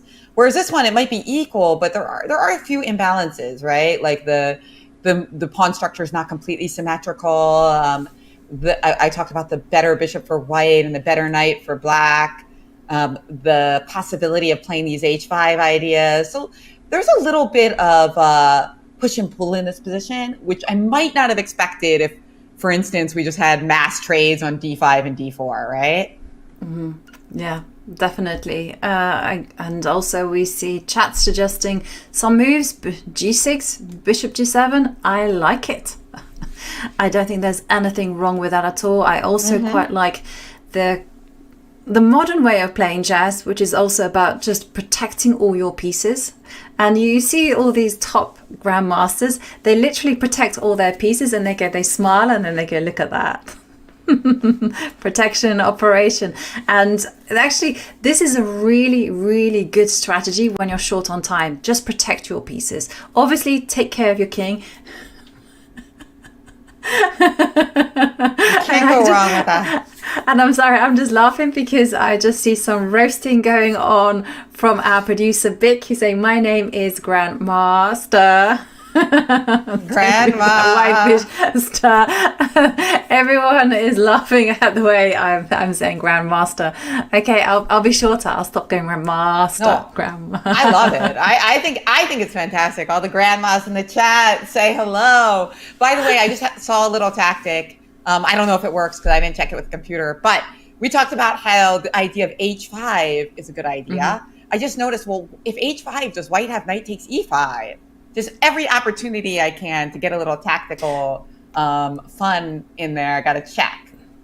Yeah, so just it go h5 now, and If is knight takes pawn possible? I was looking, is it possible with the idea that if bishop takes e5, queen h5, and I've got a little skewer minor pieces. It does look dangerous. Wow. Because I was looking at rook e8, but rook e8 would be not a good move because d4. So it is definitely a tricky idea, but apparently according to the engine, and it's only the engine that's refuting you, not me, bishop takes pawn apparently is the refutation there. That's why it's going up. But definitely a lovely idea. But it's still very much an idea in the position, and bishop takes, then threatening the rook. Yeah, that makes sense. That makes sense. I mean, this is the thing. I mean, a lot of times these types of tactics don't work. And so the point is to always look at them, not always play them, right? You always want to look at forcing moves and these tactical ideas that you take advantage of loose pieces, but don't always play them. Always look at them. Yeah, exactly. And even better is if you were to train beforehand. And every morning I've been waking up pretty early and I've been doing my puzzles, not Puzzle Rush, but my puzzles on chess.com. And I find that because of that, I'm able to spot things a lot faster than normal. And when I was at my rating peak, it was because I was doing 50 puzzles a day. So so let me ask you, you mentioned, you clarified that you weren't doing Puzzle Rush. You were doing the regular puzzles on chess.com. Yes. Now, why is that? And do you also do puzzles out of a book or on the board? No, just on basically on my phone. I get my phone on my iPad. Whenever I'm on the go, I will try to get my puzzles in. And yeah, it was after a discussion with some grandmasters at the American Cup and lots of grandmas in the room, and they all said to me that actually doing Puzzle Rush, I mean, it's very good, is very helpful, but at the same time it's much better just to have that thinking time. And of course, the more you practice on puzzles, the better you get, and the better you get, the more difficult the puzzles are, which means that you don't just superficially go for the right answer all the time, and you just thinking time. So at the minute I'm like 3,300. I don't know if that's good or bad. It sounds good. And yeah, you just do puzzles when you're waiting in line at Disney World. If you're lucky enough to be at Disney World. I'm so jealous, by the way. I do love Disney, and especially the fireworks and the castle. Oh yeah, yeah. I've got a 6-year-old, so he loves that. And by the way, my 6-year-old does some Puzzle Rush and Puzzle Duel is what they call it on Chess Kid. And I think that my take on it is that it's really good as a barometer for like how you're doing, but if you keep doing it and you don't work on your puzzles in some other fashion, at some point you're just going to reach your wall, and then you're just repeating yourself, right? So it's like it's good to see, have I gotten better, have I gotten sharper, but then once you kind of reach your peak, it's time to actually break out some books or do some regular puzzles so that you can continue to grow. Yeah, definitely. And as you mentioned, you also have to like work on all aspects of your game. You can't just work on your puzzles. You need to pick what. I have this big thing that things that you like you can do by yourself because you have the impetus, you have the drive to do that. Things that you struggle with, find friends. If you don't like endgames, okay, not. Some of us don't like endgames, some of us love them. Just find your friends and drag them into solving some endgame studies or just working through those basics, because you'll at least enjoy the company, And I feel that the emphasis should be on having fun. And talking about having fun, we do see that the players have reinforced that stronghold. Ju Wenjun has gone for that modern day principle of protecting every single piece you have, so loose pieces don't drop off. Knight is protected on d5, which means that the queen is released from defending duties, and these two rooks, they are of course hitting and defending the e5 point. Right, so it's rook e8, and now it's white's move again. And, what's our equivalent here for our Goldilocks square? Should we stick our queen on d2 to connect our rooks? Or c1? No, I don't want to do that. Do we still want to play for c3, or do we want to play for a5? A5 seems like a kind of attractive idea for white, because if I get the opportunity to play a6, maybe it could be compelling. What do you think? I love your a5 idea, because it really fits in with modern day chess, because you push your wing pawns as far as they can go, and then you just sit there and you just play for that long-term advantage in the endgame. So say, for instance, you get your pawn to a5, and then you visualize an endgame where pieces are traded off, and if that knight manages to magically appear on c5, you're like, good times ahead. And it's those small little details that can affect the long-term possibilities. Another thing that I've seen lots of lots of top players do is they can try to control the knight circuit, so the knight can jump to f4. So I've seen them go g3, those kind of ideas. Also, I love connecting the rooks. Definitely this is going to be something that is a matter of taste. And talking about a matter of taste, this is something that will take Lei Tingjie some time to decide on. So it's the perfect break for us just to leave Lei Tingjie with her thoughts. There we see her making those choices, and we'll take a quick break and we will join you, because you don't want to miss all the action that is coming up in Game 11 of the Women's World Championship. See you in a few minutes.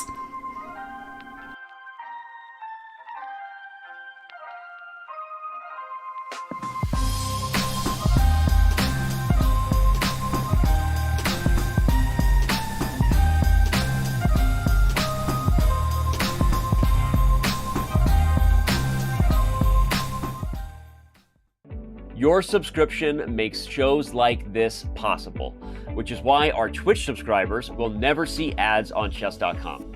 Connect your chess.com account and Twitch account at go.chess.com/connectaccounts, and bang, boom, voila, you're done. 100% ad-free bliss forevermore. Whether you're following our events on site or on stream, type the command connect in the chat, and thank you for helping bring these shows to life.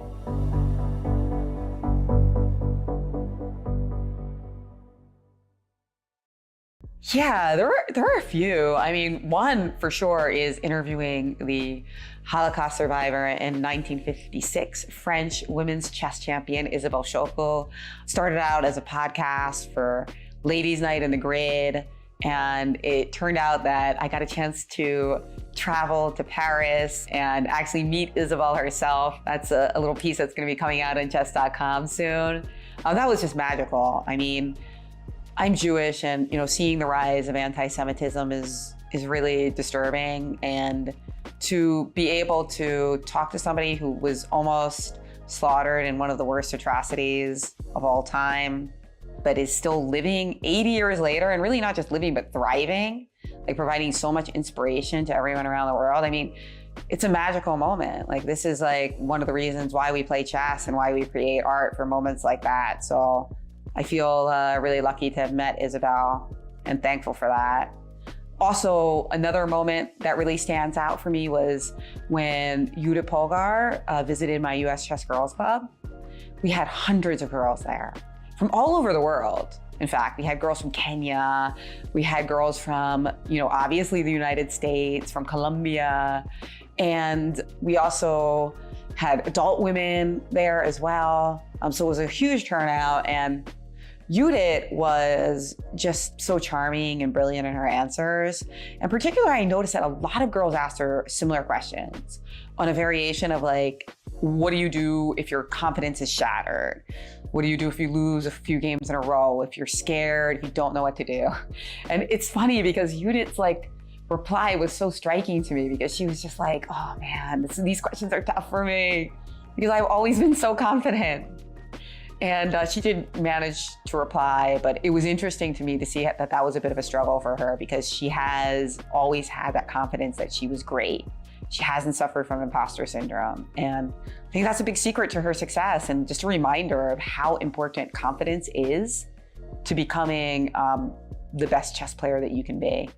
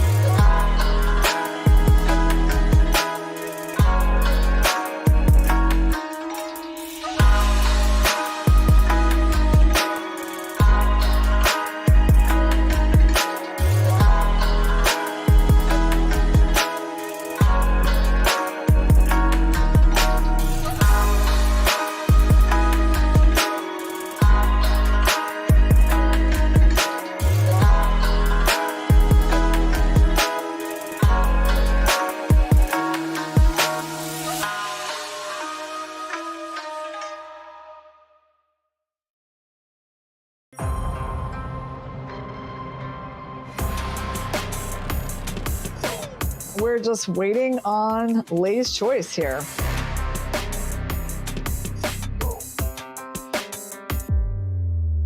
Oh no! She didn't play that!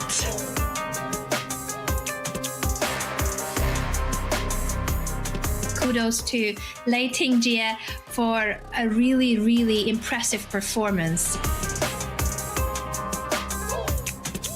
Lei Tingjie has won this match. Huge congratulations. What a performance. Great games. And that's it. Resignation! That's it. Lei Tingjie, the winner of the 2023 Candidates Finals. Congratulations to Lei Tingjie and her supporters.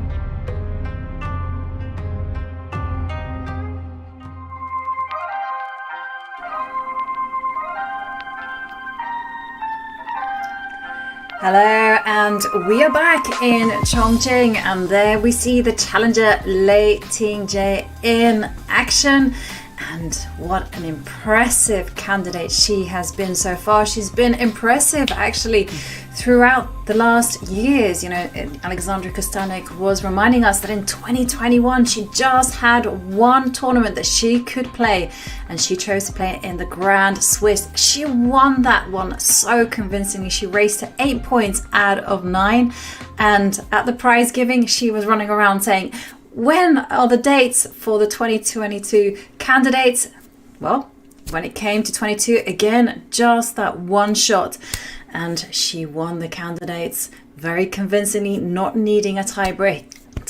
And then, of course, in 2023, she defeated her compatriot, also her childhood friend Tan Zhongyi. And she is sitting in this chair. She has the white pieces for the final time. And it is definitely very much challenge on for against as she faces against Ju Wenjun. And well, we left you with Lei Tingjie taking a decision as to how she should continue.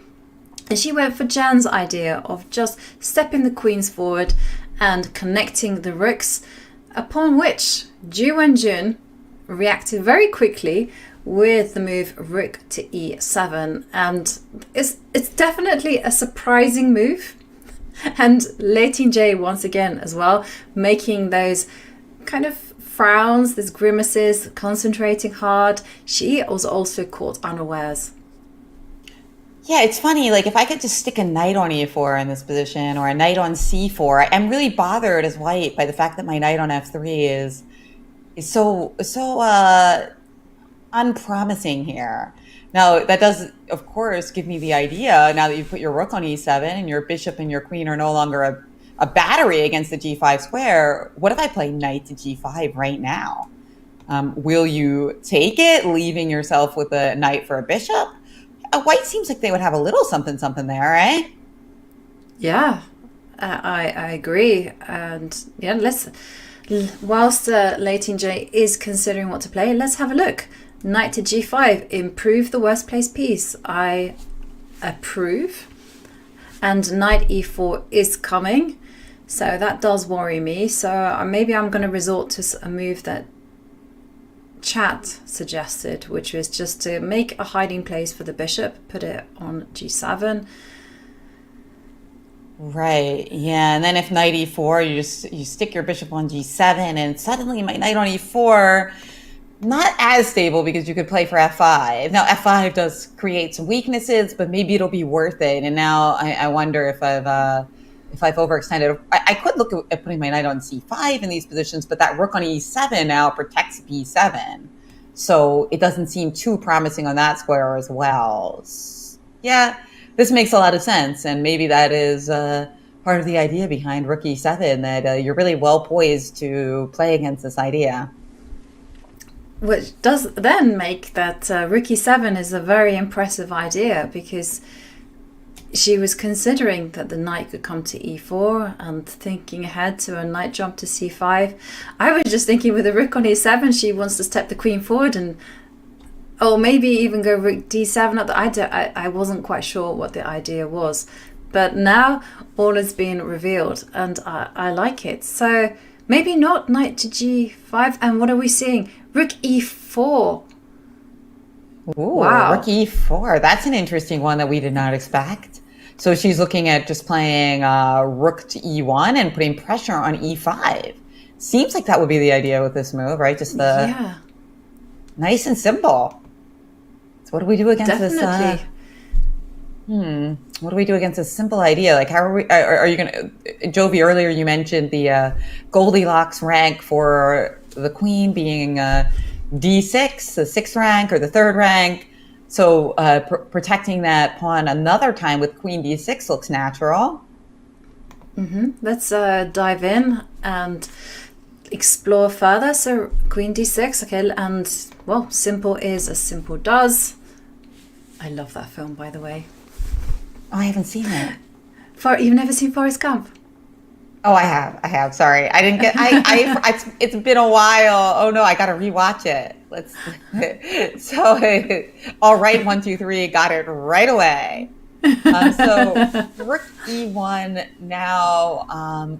You can still play for this g6 bishop g7 f5 idea, and I'm just a little concerned that rook on e4 is going to get kind of pushed back, and black's going to expand the position. So, for instance, after rook e1, if we play rook e8 or g6 right away, what's the follow-up idea here for white? Let's see. So should we start with rook e8 or? Yeah. Okay. Let's start with something. I'm not quite sure. Rook e8 looks kind of a bit weird, but then again, it is defensive. I also quite like your idea of, okay, queen d6 on the board. So we could very well see this happen. And then this is the question. Well, of course, e5 is nicely overprotected.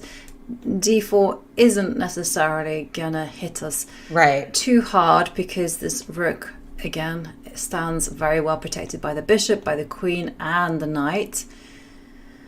So, do we go rook to e8, or do we just calmly go g6? Well, rook e1 happens, so we're going to find this out. And I predict Ju Wenjun's going to think a little bit here. Because g6, my concern is that if you play bishop g7, then d4 might come into play. Because if pawn d4, there's bishop takes d5.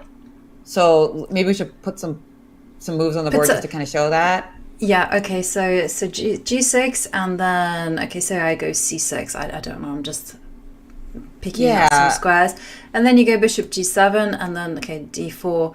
will happen because of this pressure. And if you go pawn takes pawn, well, that would be a huge mistake, because not because of rook takes rook, but because of bishop takes knight. And then, oops, you can't capture back the bishop because of rook takes rook. And if you were to go rook takes rook, it would be the bishop that recaptures. And oops, you're down a piece.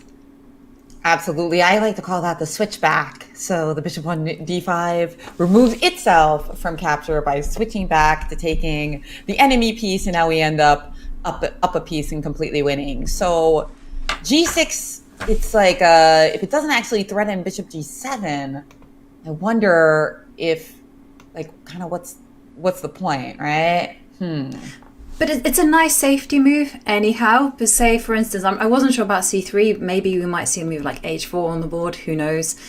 They have this rule these days that when you don't know what to do, just go h4. Yeah, I love it. I mean, hey, I think it applies well here. Yeah, it plays very well. Makes some space for the king.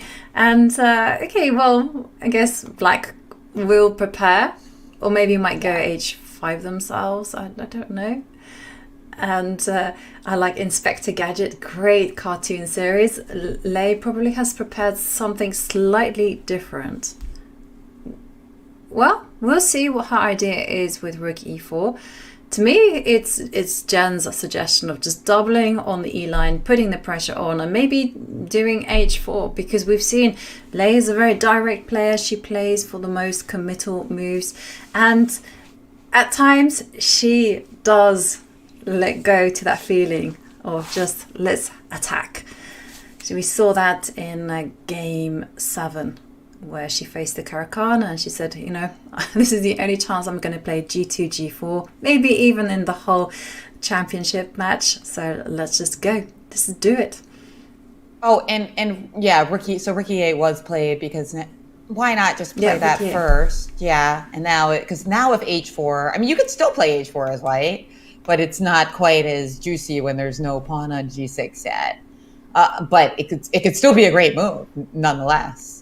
Yeah, and I'm tempted to play it just because these days this is the move to consider, because it's not necessarily the idea of going h4, g4, g5, blah blah blah, let's go. The idea might be something positional. You just go h4, g3, stick the king on g2, and just, I call it creep up the board. It's very Karpov-Pavian. You know, you just creep up, and maybe this rook will come to h1, and maybe one day you can slowly advance on the king side. Just keep that flexibility, keep your opponent guessing. I love moves like that. When I do them, I feel very smart. And when they work, when they don't work, you can just like that didn't work. Next game. Yeah, it does feel good. It feels good, those Karpovian moves. Completely agree. A move like rook e2 with the idea of queen e1, not really going to do that much here. Not quite enough pressure, I don't think, but still worth looking at. I think the problem is our major pieces are a little bit clumped up, and you probably have like an opportune moment to play knight f4, right? Yeah. But still, I think the idea is very much in the works, because you can do everything, right? This is the type of position where you can go g3 first, just to stop your knight f4 idea. Look at that! There it is. Played. Brings a smile to all of our faces. It's that extra cup of coffee, that extra shot of espresso. Out h4. Love to see it. I also love it as well. And again, asking questions to Ju Wenjun, and it's the kind of move that makes your opponent uncomfortable. So, we've got people screaming out in the chat, Simon, Harry, Tall. Hey, nice. Judith? Yeah, Judith's trademark is G2, G4. She's that one. And Yeah, it's kind of interesting actually how chess has evolved through the ages, because I remember Simon many, many moons ago was going h2, h4, and everyone was kind of going, yeah, okay, Simon, that's a little bit too much. And now everyone is doing it. And yeah, we have h2, h4 on the board. And remember, the idea might not necessarily be to pawn storm the king side just yet, but it's just to creep up the board, maybe with g3, maybe with king g2, and maybe also in conjunction with the idea that Jan mentioned, which is just to line up all three pieces on the e line, put the rook on e2, queen in e1, pressure on the e5 point. Yeah, absolutely. By the way, we got a comment from chat. What about from Chadok, who says, what about g4 YOLO? And it's actually, it is a good question, because, I mean, shockingly, Chadok is a good friend of mine. But after g4, you are threatening g5, simply winning a piece. So, Jovi, is this a case of a moment of pleasure with a big threat for a lifetime of weaknesses? Well, this is actually something that I wanted to ask you about, because G4 I wouldn't necessarily recommend, just because, you can't undo those pawn moves. And I love pushing pawns, because I would be very hesitant about giving up the F4 square. But on the other hand, I wanted to ask you about risk taking, because now we're coming to game 11. And if you make a mistake, that could be it. You could just completely lose the match just based on that one error. So how much risk should one take to push for that win? That's a great question. That's a wonderful question. And I do think it ties into how you think your chances are in the playoff. And I believe both players are confident in the playoff, so that will tie into a little bit less risk taking, which I think you saw in the opening choice today. That said, once the game is played, the players are looking for the best moves and most combative moves, so they're not agreeing to a short draw here. But I do think that both players are keen on that playoff. They're okay with that outcome, and that will affect some of the risks that they take in these last two games. Yeah, and how do you also kind of assess the risk for your opponent as well? Because I guess that's also something that when you're playing poker, you're not just thinking about your own chances, you're thinking about your opponent as well, their chances, you're working out the probabilities, and it's complicated. It is that psychology of trying to put yourself in your opponent's shoes. And the hardest part of that is, like, sometimes when I'm thinking about life or chess or poker, when I put myself in my opponent's shoes, I'm still thinking about the situation as if it was me in their shoes. But that's not what it is. It's what you need to be thinking about is if it's them in their shoes. And that is, of course, far harder. By the way, we do see h5 on the board.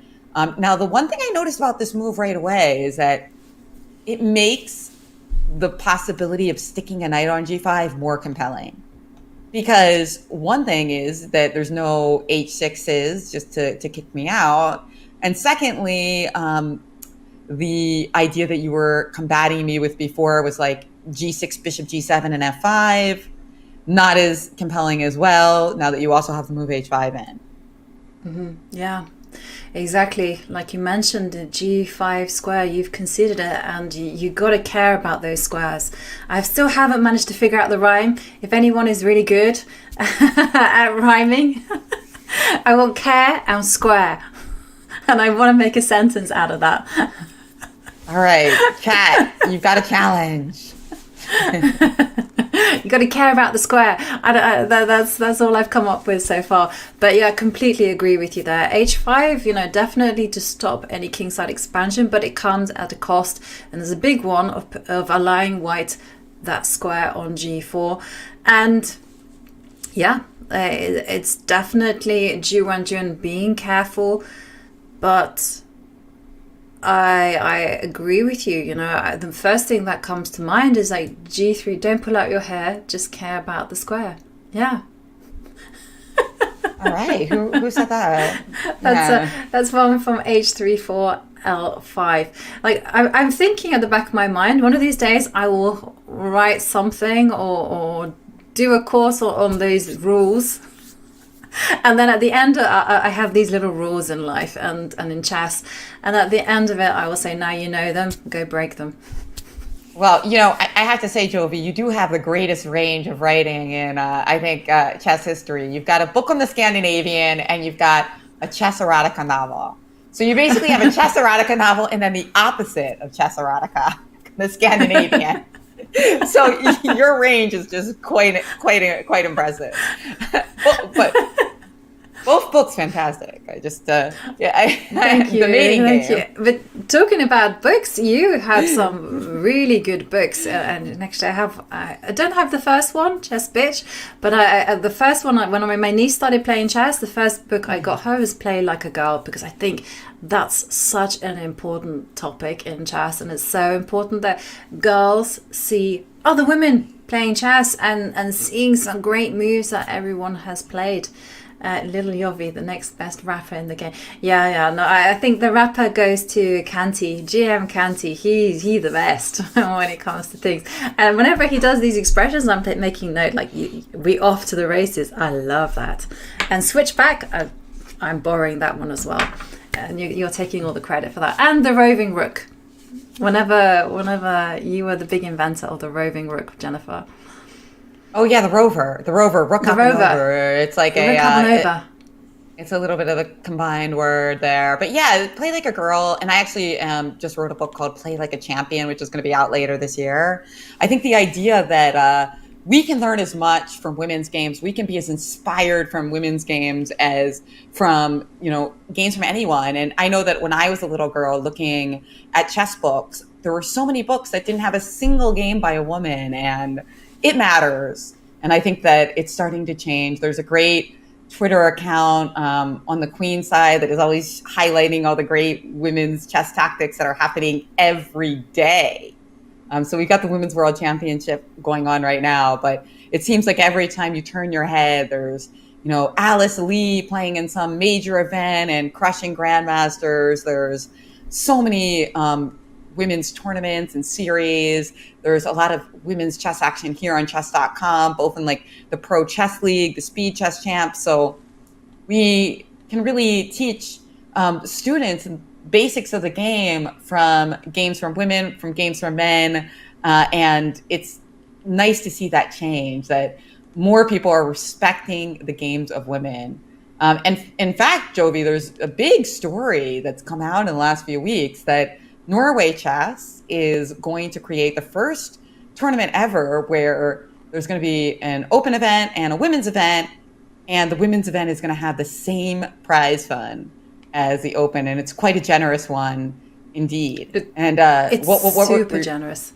I love this idea. I really do, and I think it's time that we kind of stop with the constraints of the rating. I think if you abandon that idea and you're just like, okay, let's just have a tournament, the open and the women, and have the same prize fund, and give the opportunity for girls to see other women in action. And also, by having such a big prize fund, it means that it is more viable for a woman to make this a career.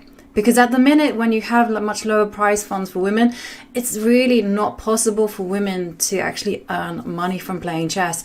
Because you have a situation where they're teaching on the side. And I know so many women top women who are teaching on the side. And I also learned that a lot of the top women players are not getting their training camps paid for. In fact, they all have to pay for their trainers out of their own pocket. I certainly did. I didn't get any support.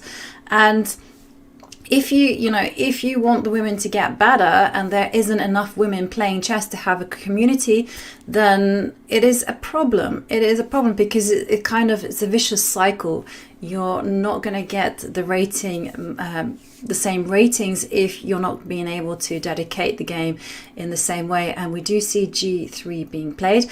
And just one thing I really wanted to mention is that we really do need to increase the numbers, because one of the big differences I see between men and women is that the men, because they're able to hang out with their friends, they're playing blitz all the time. They're playing online with their friends. They're playing over the board with their friends.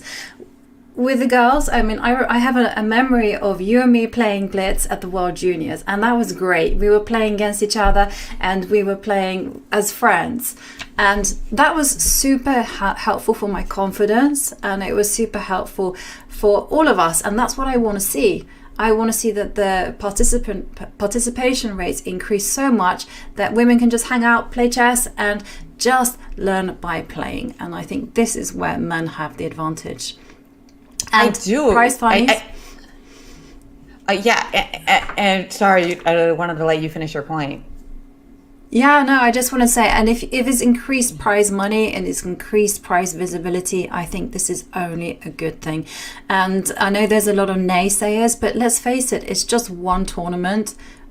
I don't understand.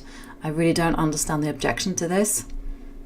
Oh yeah, I love to see women get money. I mean, that's one of my philosophies in life. Good people who are working hard and getting money. It's a brutal world out there, so I like to see them stack it up. That's for sure. And yeah, actually, it's really interesting that you mentioned the blitz and the rapid thing, because I believe that that's true as well. That one thing that makes it a little bit more difficult for women is that social aspect. And I remember those games from the World Junior in Armenia. I do remember the Scandi, executing the Scandinavian against me. But there's a study actually by a woman. Her first name is Miriam. Her second name escapes me right now, but I can find it later. Is it Bilal? Well, she's a PhD who does a lot of studies, psychology studies on like gender and chess. And I think one of them showed that women are comparatively weaker at rapid and blitz as they are. So another way of saying is that they're good at classical. So that's one thing I always like to do. I like to flip things. So it's like you say that women are weak at rapid. What does it really mean? It means, well, that they're better at classical, right? Yeah. So, but why is that? And what you mentioned, these kind of like these parties where people play blitz all night, women are sometimes left out of that kind of sphere, that kind of world. And hey, I guess we need more blitz parties for women. That's the conclusion, so. Joey. I mean, totally. I mean, really, it is. I mean, one of the reasons I became so strong is because you probably have the same experience. You were playing blitz against your brother, and he was doing that on a regular basis. Every night he would go, come on, let's play blitz, and we would play for hours. And I was learning on the fly, and he would mock me relentlessly, and I'd be like, oh, I'm gonna get you. And then, it really helped me. And for a while, I actually got to quite high levels in blitz, but that was only on the back of this training. And I kind of want to see it for everyone. And in the meantime, we've had I should let you kind of chip in on this point. Oh yeah, blitz, absolutely. Well, classical was always more of my forte, but it was indeed those battles that I would play with friends at chess camps and whatnot that increased my blitz level. And I think that's really important when you're coming up, because it gives you confidence. If you can win against higher rated players in blitz, you know that they miss stuff in classical as well. And by the way, the name of that professor is Miriam Domagani. So you could look her up. She's got a ton of studies about like chess, gender, psychology. So really interesting stuff. Now, what's going on here in the position? I feel like I've got, it's like the 5 major pieces on the E file. We do see that there's a tripling, but it wasn't rook, rook, queen. It's rook, queen, rook, right? Now, is D4 on the menu here? Is there any kind of threat of D4 coming? Or is it just...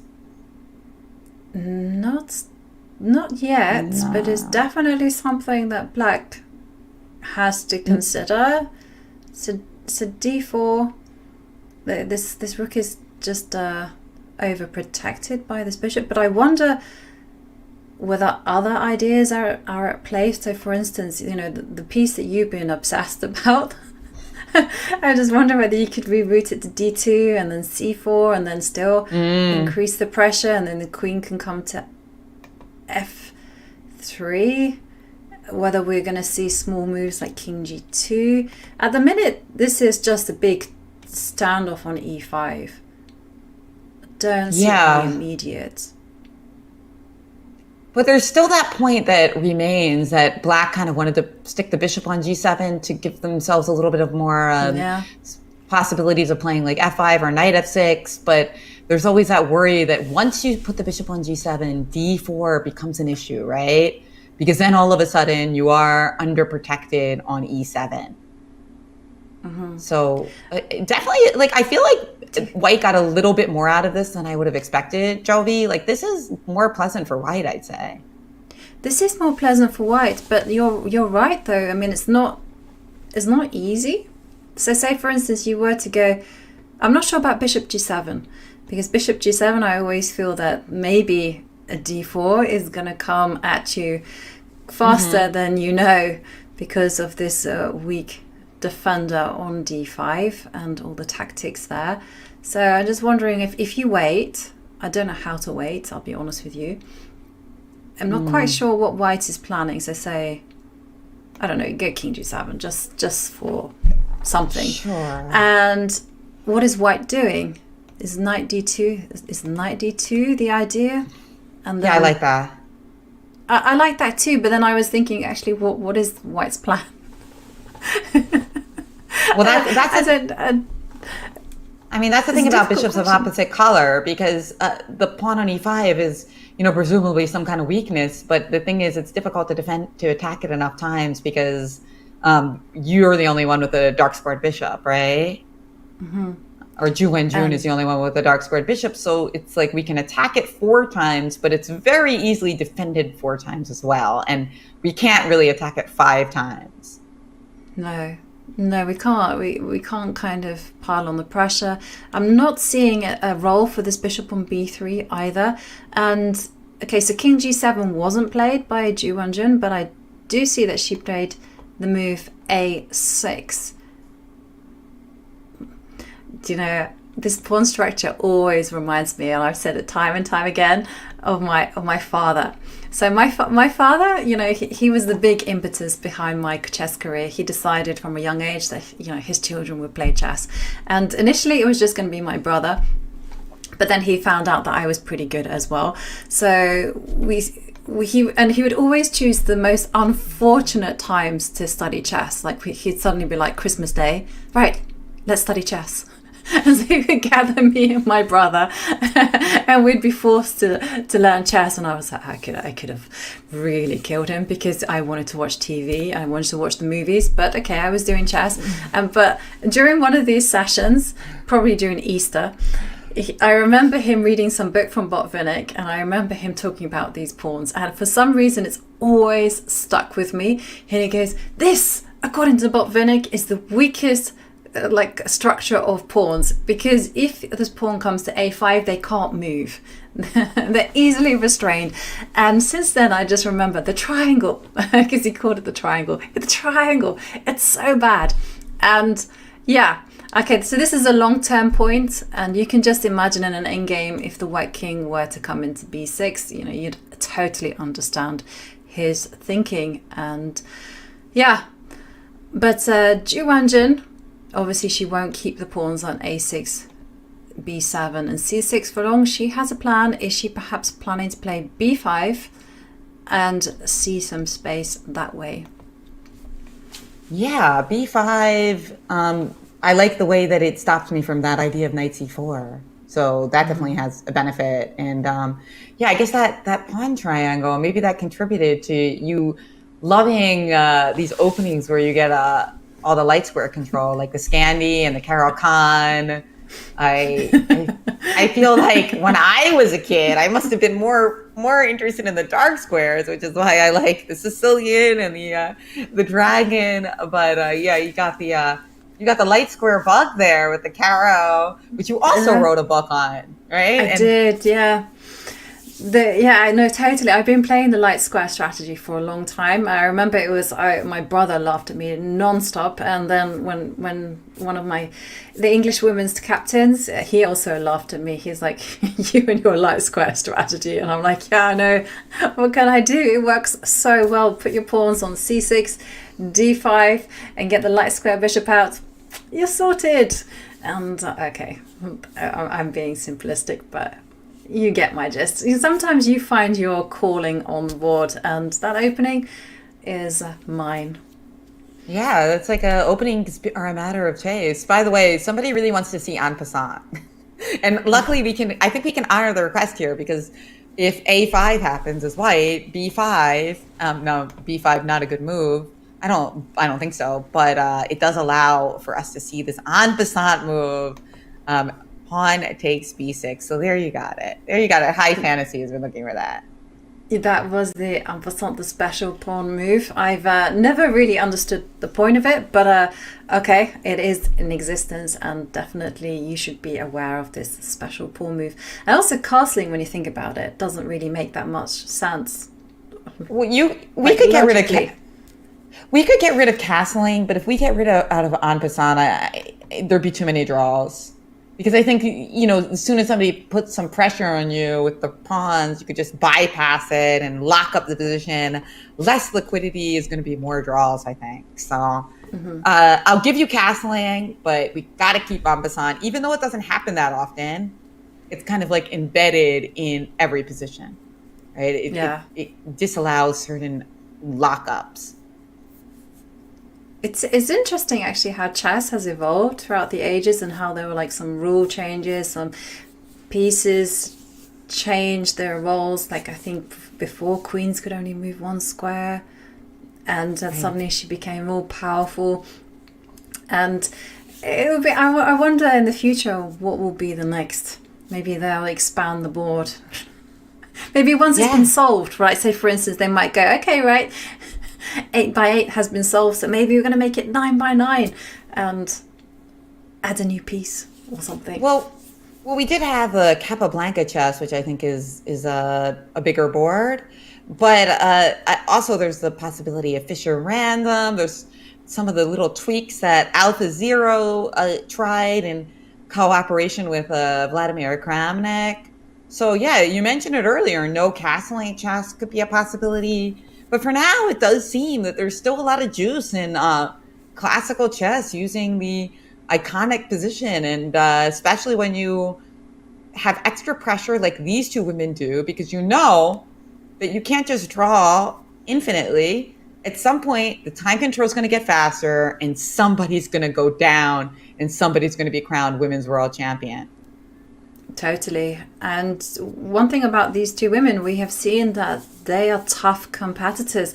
Both of them have suffered a loss, and both of them have managed to stay stable, just make things stable and just bounce back from this. Because, I mean, just take the World Championship match between Magnus Carlsen and Jan Nepomniachtchi.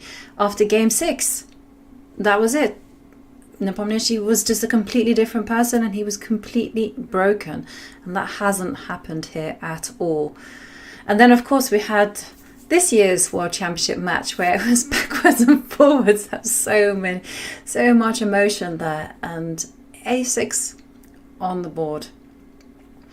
And I agree with you. I think we are looking at a very tense, very cagey position. Maybe the players are thinking about the long game. Maybe they're already thinking about what to do. Well, the teams certainly are, at least if they get to a tie break.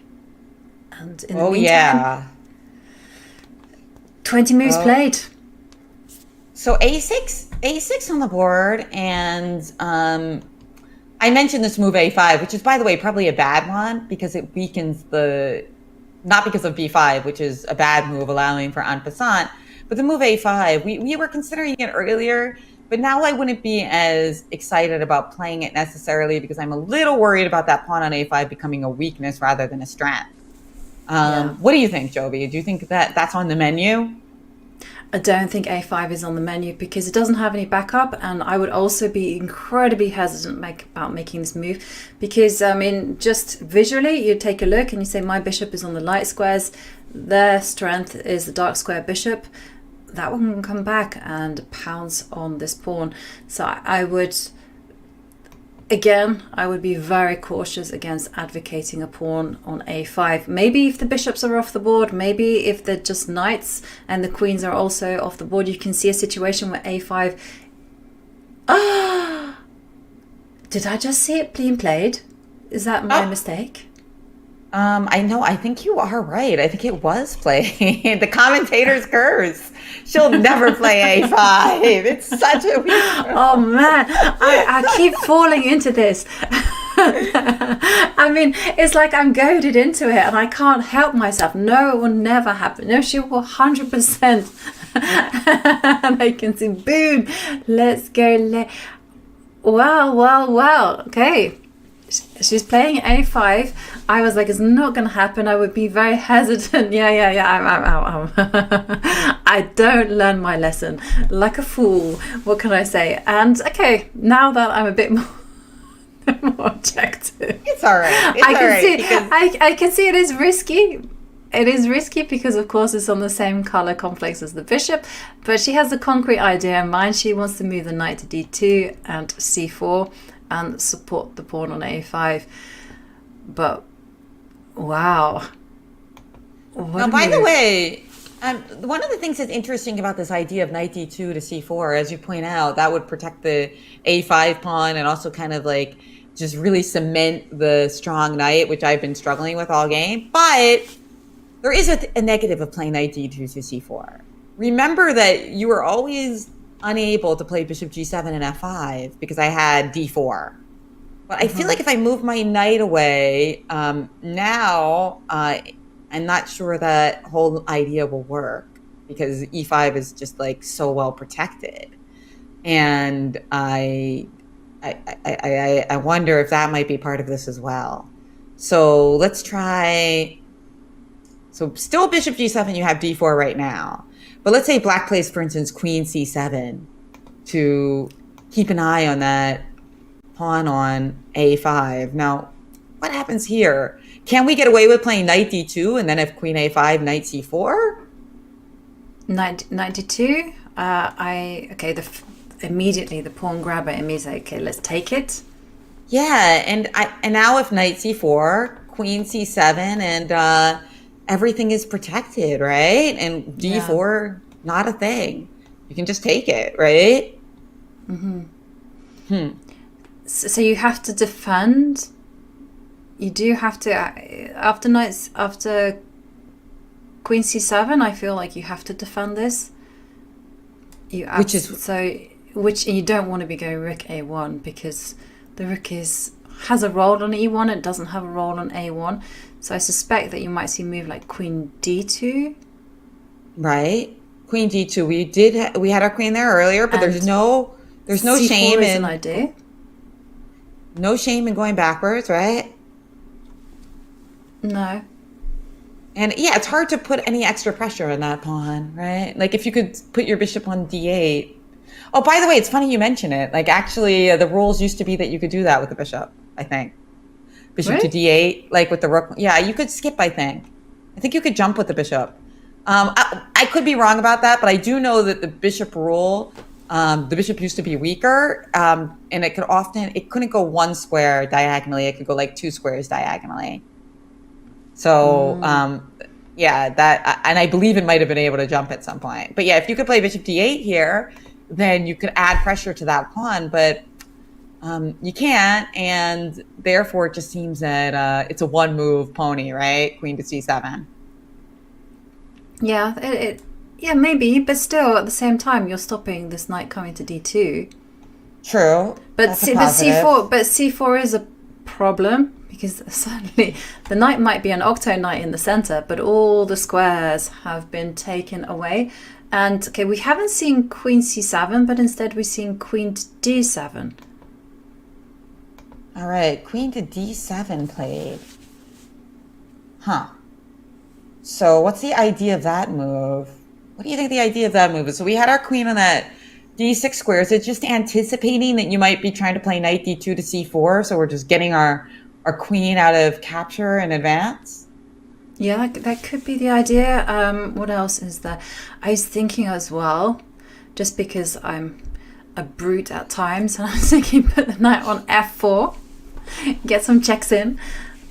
Oh, yeah, I like that.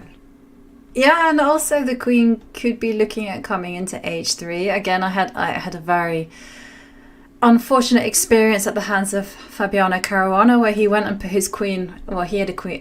I was playing black, so he put his queen on h6, and I could have chased it away, and I didn't. And afterwards, everyone was like, "You had a great position, but you should have chased away his queen." And I was like, "Okay, well, I know now." But that's like something that's burnt me a little bit.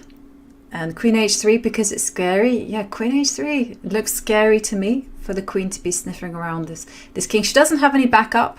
That's a problem, yeah. That is a problem. Yeah, she's all by herself. Oh, another rule thing. I'm obsessed with chess rules, but you know that when they were playing around with the rules of the queen, you mentioned it could only move one square at a time in early versions of chess, and then it became the most powerful piece. There were also versions where it was able to move like a knight. And I think this was popular in Russia for some time. And now in chess variants, we call it an Amazon, a queen that moves like a queen and a knight. And if we had an Amazon in this position, queen h3 would be checkmate. Dear. That is nice. I never knew that the queen also could move like a knight in some versions. Hang on, why was this not adopted by the mainstream? I mean, just imagine that. Instead of having a queen. But then again, would she only have the queen? But then she would have the power of everything, right? She would be the queen, bishop. Queen, exactly. Bishop and a rook and a knight. Yeah, it would be a very powerful piece. It would probably just put such a premium on king safety. I mean, similarly, a queen on h6 would be checkmate, right? So these moves G6 and G3 would probably be off balance. So, okay, guys, don't worry. Queen H3 is not a mate threat. But it is fun to just think about these different ways of chess being played and how we've kind of managed to find the one that seems to have tantalized generations and honestly tantalized even more people ever right now. As you know, we used to speak a few years ago about a chess boom, but now we just see it as chess. It's not even exactly a boom. It's just chess is really popular and it's kind of staying that way, Jovi. It's so cool to see. It is definitely cool to see. You know, whenever I tell people that I'm a chess player, well, they all kind of all say to me, "Oh, they've seen Hikaru on stream, or they followed something." Sometimes I get spotted on the street, and they're like, "Oh, chess," and they don't often know my name, but sometimes they're like, "Oh, chess player, chess grandmaster." I'm like, not quite grandmaster, but. And we see knight d2 from Lei Tingjie. Knight d2 and I was has wondering, been played. Okay. I was wondering what would happen if she did just completely ignore Ju Wenjun's idea and just move the knight to d2 and say, "I'm going to put the knight on c4."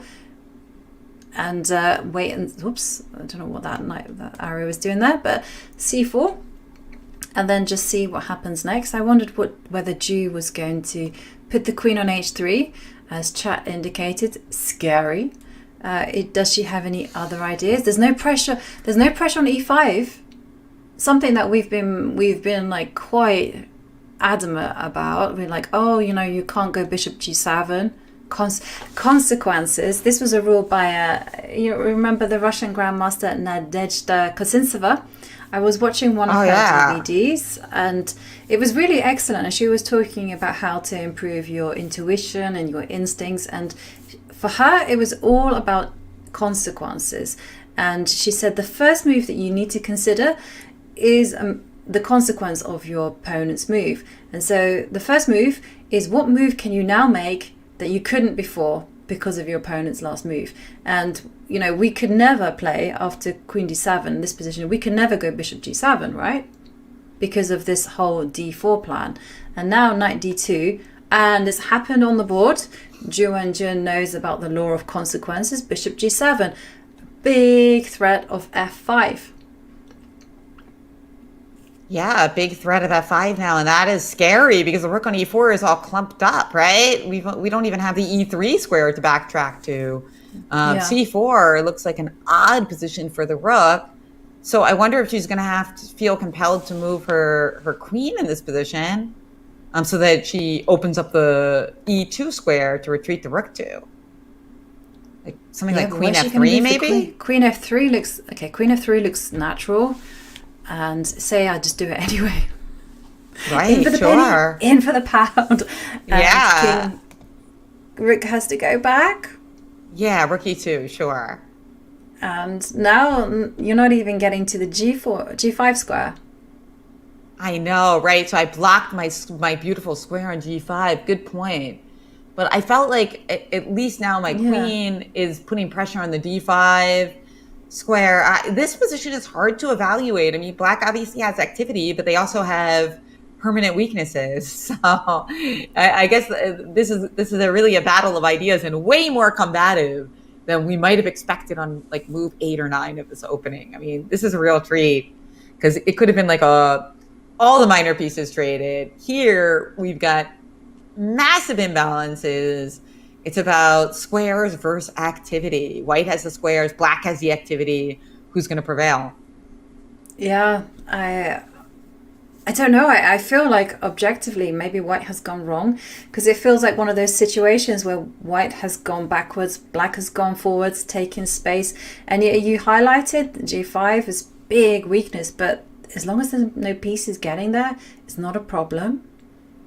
And I'm still at a struggle. Like, what can white do?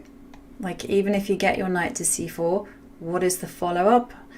And that is something I can't see.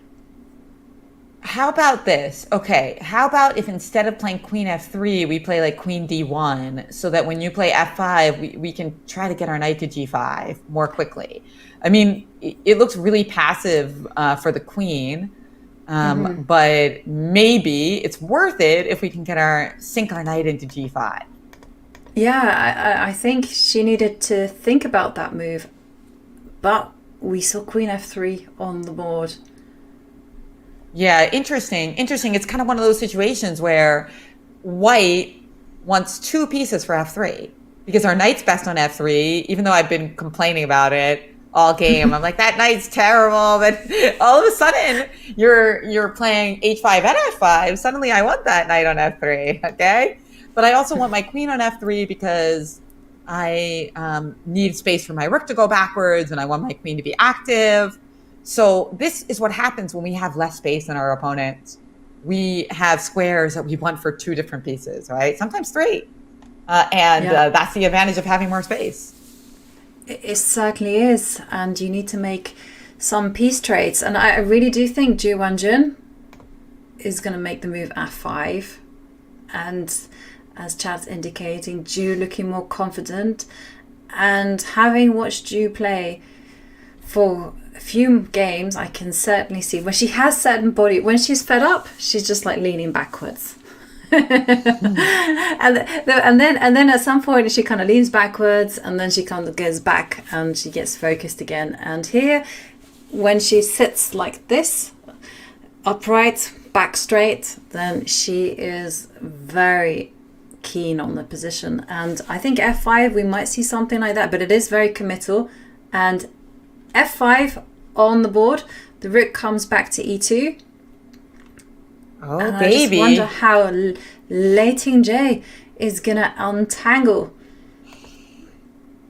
That's right. She's got a big untangling task, doesn't she?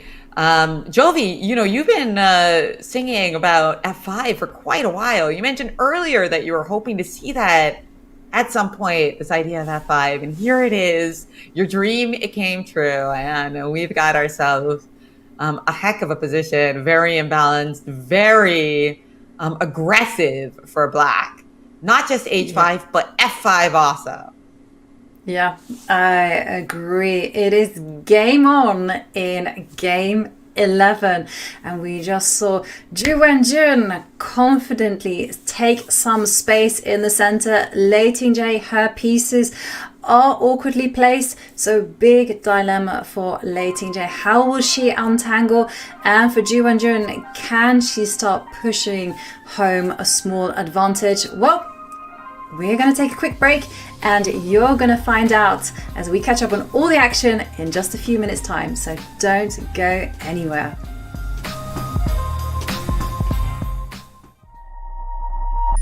Chess.com's game review recently got a major update. Here are 4 key notes. At the end of each game review, you will now see a summary of the game from your coach, your performance rating for that game, and a quick grade for you and your opponent in the opening, middle game, and end game. We've added a new classification called Miss for when a move fails to take advantage of an opportunity, but it is otherwise a sound move. We've also changed the definition of blunder. Now a move will only be considered a blunder if it loses material or allows a checkmate. Coach will now draw arrows and highlight squares when you hover over or click on the highlighted words in the move explanations. This should make move explanations easier to follow. Finally, Coach's explanations will now reference specific pieces and threats in explanations, making move explanations much more intuitive. The new game review experience is available on chess.com right now.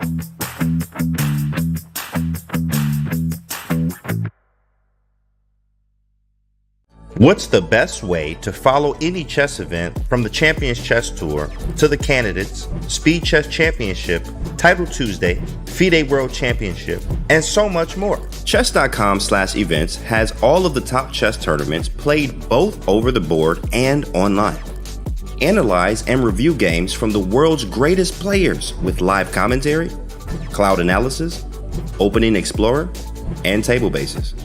Find all the key event information, including schedules, prizes, results, news reports, player bios, tiebreaks, and more.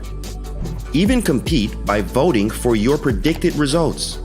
Explore chess.com/events today on web or with our iOS and Android apps and experience chess like never before.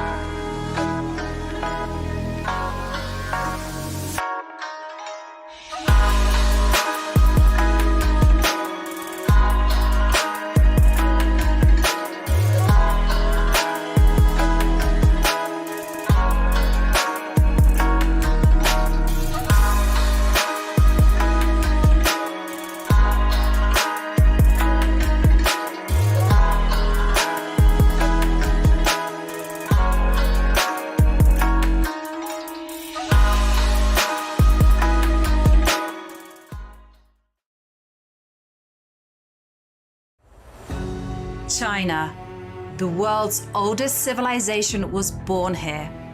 Thousands of years later, it is one of the world's chess powerhouses.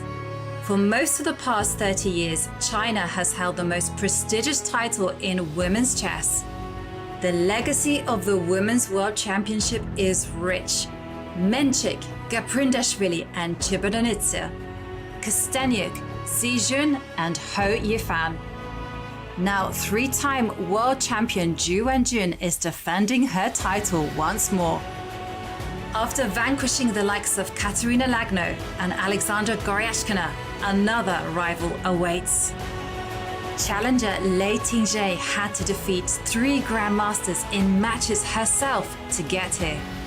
In the first 2 rounds of the candidates, she took on sisters Maria and Anna Muzichuk and won. Then in the final, she beat former world champion Tang Zhongyi. And that's it. Resignation. Lei Tingjie, the winner of the 2023 Honey Dates finals. Will Ju Wenjun defend, or will we have a first-time champion, Lei Tingjie? Half the match is in Ju's hometown of Shanghai, half the match in Chongqing, where Lei hails from. Who will win and claim their share of the 500,000 euro prize fund? Welcome to the official broadcast of the 2023 FIDE Women's Chess Championship.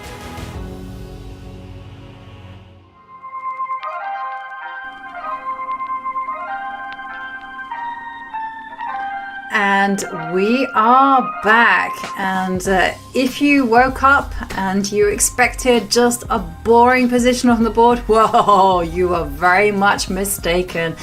Because these two players, Lei Tingjie and Ju Wenjun, nothing can separate the two, and they are fighting it out in a thrilling position.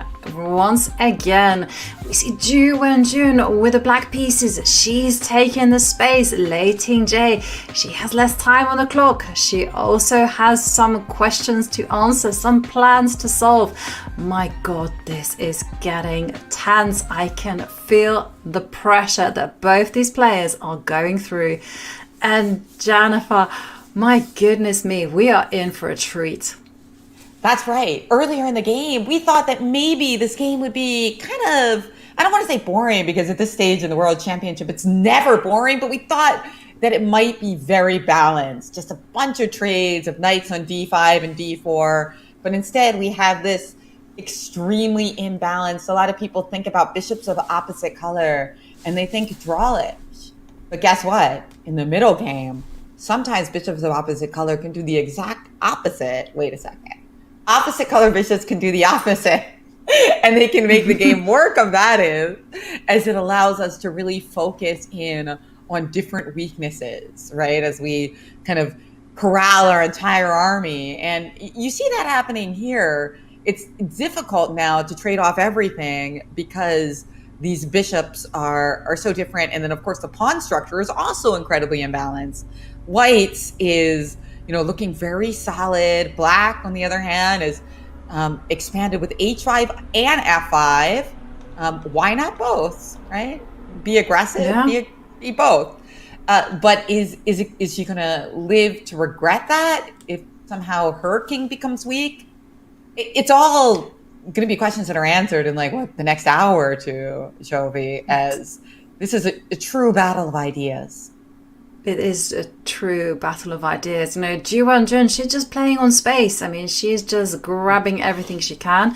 And, well, she doesn't care about the consequences. And there have been some consequences. For instance, in an endgame, say, all the pieces are removed except the opposite color bishops. And you can see this bishop would be able to dive into e6, c8, munch. But, okay, so that's like a long-term thing that will haunt Ju Wenjun. And secondly, you mentioned it way before the end game, there's the middle game, and this king could also be a weakness. You can just imagine if this knight were to magically appear on g5, and if somehow or other you manage to open up this long diagonal for the bishop to start working their magic, then okay, black's position will be in tatters. But well, there are two people playing the game, and there is a flip side to every coin. And you see Ju Wenjun, she has control of all these squares, and she's got just nice control in the center. And Lei Tingjie's pieces are just clustered together. They have no point, they have no purpose for the time being. So she has to make everything work. And for the time being, Ju Wenjun's position is easier to play. I feel like she could almost go king h7 and just wait and see what Lei Tingjie will come up with. And there we see queen d8 played. Queen d8. Okay, so just a few moves ago, this queen moved to from d6. So it's really trying. You mentioned d6 is the Goldilocks square, but it's trying all the different beds in the house, right? We've gone from d8 to d7 to d6. It feels very Scandinavian-like, I must say. But Well, wasting time with the queen, I approve. But I mean, she's allowed to get away with such things because the position is still relatively close. There's still tension in the center, and there is no immediate breakthrough. I mean, the first question though is, what is the point to queen d8? Is she planning to switch over and play rook d7 and line up against d3? And okay, knight c4 played quickly by Lei Tingjie. And no, king h7. And king h7, okay, because knight c4 protected the pawn on a5, so that was the other concrete point of queen d8, that it did attack that. But I really like the point you were making about that d3 pawn is now a bit of a weakness, but rook d7, I don't think it's on the menu quite yet, because we do have that pawn on e5 that we could capture if you were to play rook d7. So what now? What now for black? By the way, bishop c2 was quickly played. So a lot of quick moves are being played now. And what do we think black is trying for at this point? I don't know. Black's position is very pretty, but there's no plan of action just yet. Because, you're tied. There's no pawn advancing happening on the queen side. Nothing. You daren't touch this beautiful chain of pawns as well on the king side, so maybe just wait. I also don't really want to be putting my rook on d7 for the time being, because there's too much pressure on e5, so that's going to lose a pawn. So maybe, you know what, and is Ju just going to go for the draw? So is Ju simply going to go king h8 king h7 and just say oops, not king h6, that was me making some random move again, I clicked on the wrong square, and so I was just thinking king h8. But it's probably okay. You probably play king h6 and then go back to h7 without a complete disaster, which shows you quite how solid what black's position is. But solid is not winning, because as you mentioned, it's very hard to make progress. Like if we try to play knight f6 and e4, e5 pawn hangs, right? That's a problem. And that's why Ju's played queen c7, just overprotect e5. Okay, I like that. All right, so this gives us a little insight into how black might try to make something out of this. So again, if I could play the move knight f6, maybe I'm cooking again, right? The knight on g4 could be a interesting square, but also that idea of possibly playing e4. There's something to think about there at least. Got to give white something to think about. Yeah, definitely. Yeah, I like your idea of knight f6, knight to g. Is knight to f6 something? So say you make a non-move. I just want to tactically, is this still a possibility? Yeah, it is, isn't it? Yeah, we have enough pieces protecting the E5. Exactly. Yeah. So that is annoying, I think. So black retains a little something here. So is there what was the nothing move that you made, by the way? Bishop b3. I made bishop b3. That was my nothing move. What would be another move to make? I've now run out of moves. Well, I don't know. really I want to be playing. I can't move the knight from c4 because the a5 pawn is going to hang. Well, the question is, I don't think your move bishop b3 is very nothing, because it is probably better on b3 than c2, because the center of action seems to have moved. You didn't try to double on and focus on that weakness on d3, so why not put your bishop on a better square? But after bishop b3, I guess one of the questions is, okay, if I do play knight f6, so we're not hanging anything on e5, but do I really have a good idea? Because the knight on g4 might not really be supported by any other of my pieces to do anything cool. And playing the move e4 could drastically backfire, right? That can end up being a terrible positional move. It's very, very concrete. So I think that's a question. Like, suppose I just move the king here, like king h2 or something. Is e4 actually a good move? Oh, king h2 is horrible. Sorry.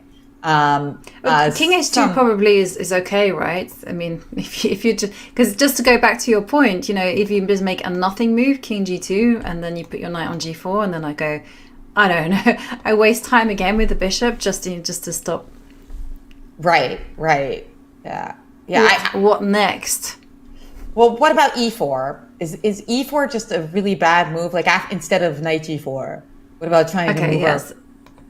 Well, the reason so if e4 here, it's an aggressive move, but the problem is, what happens if white just takes on e4? If which way are you taking? Yeah, that is a big question. But I think that if you try to take with the pawn, that pawn on e4, is it a strength or a weakness, Jovi? Yeah, that is a big question, and one I don't know. Because I feel like if you take with the rook, then there's going to be a lot of trades, and the position is working its way to being declared a drawn. But if you take with the pawn, if you really wanted to imbalance things and take with the pawn, I guess you have to move the queen, and now you can do your knight jump. I don't know where. I mean, I feel like knight to d5 might be a better option. But yeah, you do feel like e3 is going to get pushed soon. Right. But I feel like something like queen c5 maybe. I feel like if I can stick my queen on d6 and try to get that queen trade in, I think that it's going to be good for me, because you're trying to kind of expose my king and get activity against my king. So I feel like I'm hanging on here for white. It's not like you're playing e4 and you're knocking me out. You're giving me some problems, but you're chasing me around, but you're not knocking me out. And again, when it come back to this situation, it all depends on risk. How much risk do you want to take? How complicated do you want the position to be, where the margin of error is quite high and also carries a lot of consequences. And we see Lei Tingjie, she decides to wait, but she puts her queen on g2. Okay. I understand that move. It feels a bit weird, but I understand that, there's not a clear-cut idea for white. Yeah. But yeah, how much, but going back to that, how much risk do you think Ju Wenjun wants to take in this position? How much should she push? Because you saw e4. If she captures with the pawn, as you highlighted, she's setting herself up for, groveling in an endgame if it gets that far. Yeah, I think that both players are very confident, and that's such an important skill of a chess player. And on one hand, you would say, well, if they're confident, then they should try to win at all costs. But what it also says is that they're not afraid of a playoff. And in fact, the confident player often wants to take it to the tiebreak because they get to play more games. So if you are confident about your skills and your openings, then you want to play those 4 games that you get to play if you have, an even score in these classical games. So we saw that very clearly in the World Chess Championship match between Fabiano Caruana and Magnus Carlsen. That Magnus actually took a draw in a better position because he was so keen to get to the playoff where he had so many games and he thought that he could win, right? And so I think that is a really interesting aspect of this. And for everybody listening and watching, confidence in chess. I mean, this is the championship combination, right? Chess skills and confidence. And the reason that these two women are here is because they have both of those in spades. Yeah. And I once heard a saying, and it made me laugh quite a bit. It says, the higher the ego, the higher the ELO, because it's ELO rating. And after queen g2, we did see the move knight f6. I also saw a question in chat asking about the move f4. Now, the move f4 is quite committal in general because it just concedes the e4 square, and suddenly the rook can go back, and also you open up the line for this light squared bishop. Does white want to be playing f4? Maybe, but definitely it will have to wait until this rook on e7 or e8 is loose and can't be attacked. But again, these are very risky moves because they're opening up the position. And of course, if you open up the position, then basically it becomes incredibly sharp, and it will depend on who has initiative, who has the stronger bishop. And at the minute, if you open up the position, white might have the stronger bishop. So knight f6 played, and Ju Wenjun maneuvering. I like this move. I like this plan that you suggested. And, you know, if you get a knight to g4 and you provoke f6, that's further weakening of the white king. Yeah, true. So this knight is potentially headed to g4, but I don't know. The thing is, it just seems like it's chilling by itself on g4 without any real clear follow-up.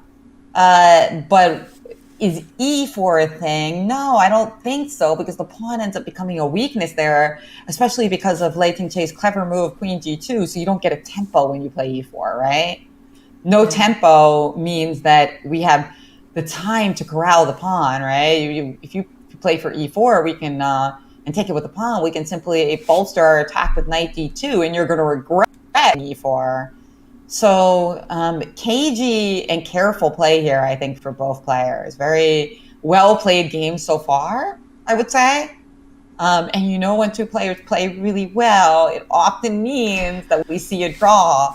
Is that going to happen in this game? I mean, we got to start looking at the time. I mean, we haven't spoken about it too much, but like that's the issue. Is there a way for Ju Wenjun to make things exciting and put Lei Tingjie under pressure in the next 10 or 12 moves? Well, that is the question. And there is also the benefit of just simply making like random moves, because the human psyche has a weakness that it wants to do something. And sometimes the best thing is to do absolutely nothing. And I swear, if there was a book saying the art of doing nothing, I would buy it. I think there probably is. It sounds like they should be. But oh yeah, there's actually like this. Jovi, there's is there a book? There's a great book. It's a phenomenal book. It's called How to Do Nothing. It's by an artist and author in San Francisco, and it's really about resisting. It's the subtitle is Resisting the Attention Economy. And so it's all about resisting the idea that you always have to be doing something productive. Yeah, like the idea that you can't just like go on a walk and like listen to the birds, and that you have to be like, you know, using your pedometer, getting your steps in, listening to a podcast by like, you know, about being more productive, right? It's a fantastic book, and you know, you're gonna love it. Let me know what you think after you read it. There's no chess in it though, so no, that's fine. That is fine. I read a great book, and it was all about golf. It was how to train on golf, and it was just about how to breathe through and how to meditate. I can't remember what it's called. I think it's like Breathe Golf. And yeah, it's how to do nothing. Definitely how to do nothing. And you can see there that Lei Tingjie, she could not do nothing. She pushed a pawn forward. And one of the great things about having been sat next to David Howe for a long time during the Champions Chess Tour is he's so reluctant to push pawns. and I'm like, no, push that pawn, and he's like, whoa, steady on. Once you make that decision, you can't take it back. And I'm like, yeah, I don't care about the consequences. But anyway, he's made, you know, and also Sam Shankland as well, you know, both of them talk about, you know, you got to be careful about pushing pawns, because if you push pawns too far, they leave behind weak squares. And we've got a few moves. Weak squares. We do have a few moves. F3 played. This knight on d5 was very much controlled on f6, so that's why Ju Wenjun moved it. And now the queen.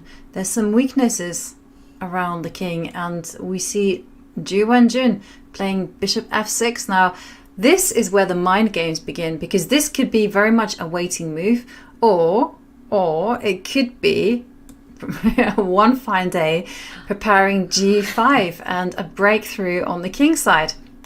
Oh boy. I already said why not both when f5 and h5, but why not all three? Oh boy. Yeah, chocolate, vanilla, and strawberry. Let's get them all here as we look towards that Neapolitan structure with the h5, g5, and f5. And I don't know if that's Yeah. going to happen, but it does look like it's geared up. Exactly. This is the thing. This is what's going through Lei Tingjie's mind. You know, is this just a waiting move, or is this like the beginning of Rook G7, G5, and switcheroo over to the king side? I don't know.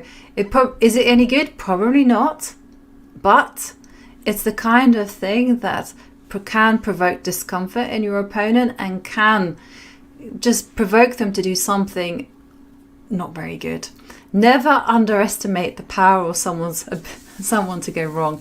And we will see how Lei Tingjie reacts. And you mentioned how the players have played very accurately. Well, take a look at these stats. So I'm looking at the chess.com board and I can see that Lei Tingjie has played with 98.7% accuracy. That's a big number if you ask me.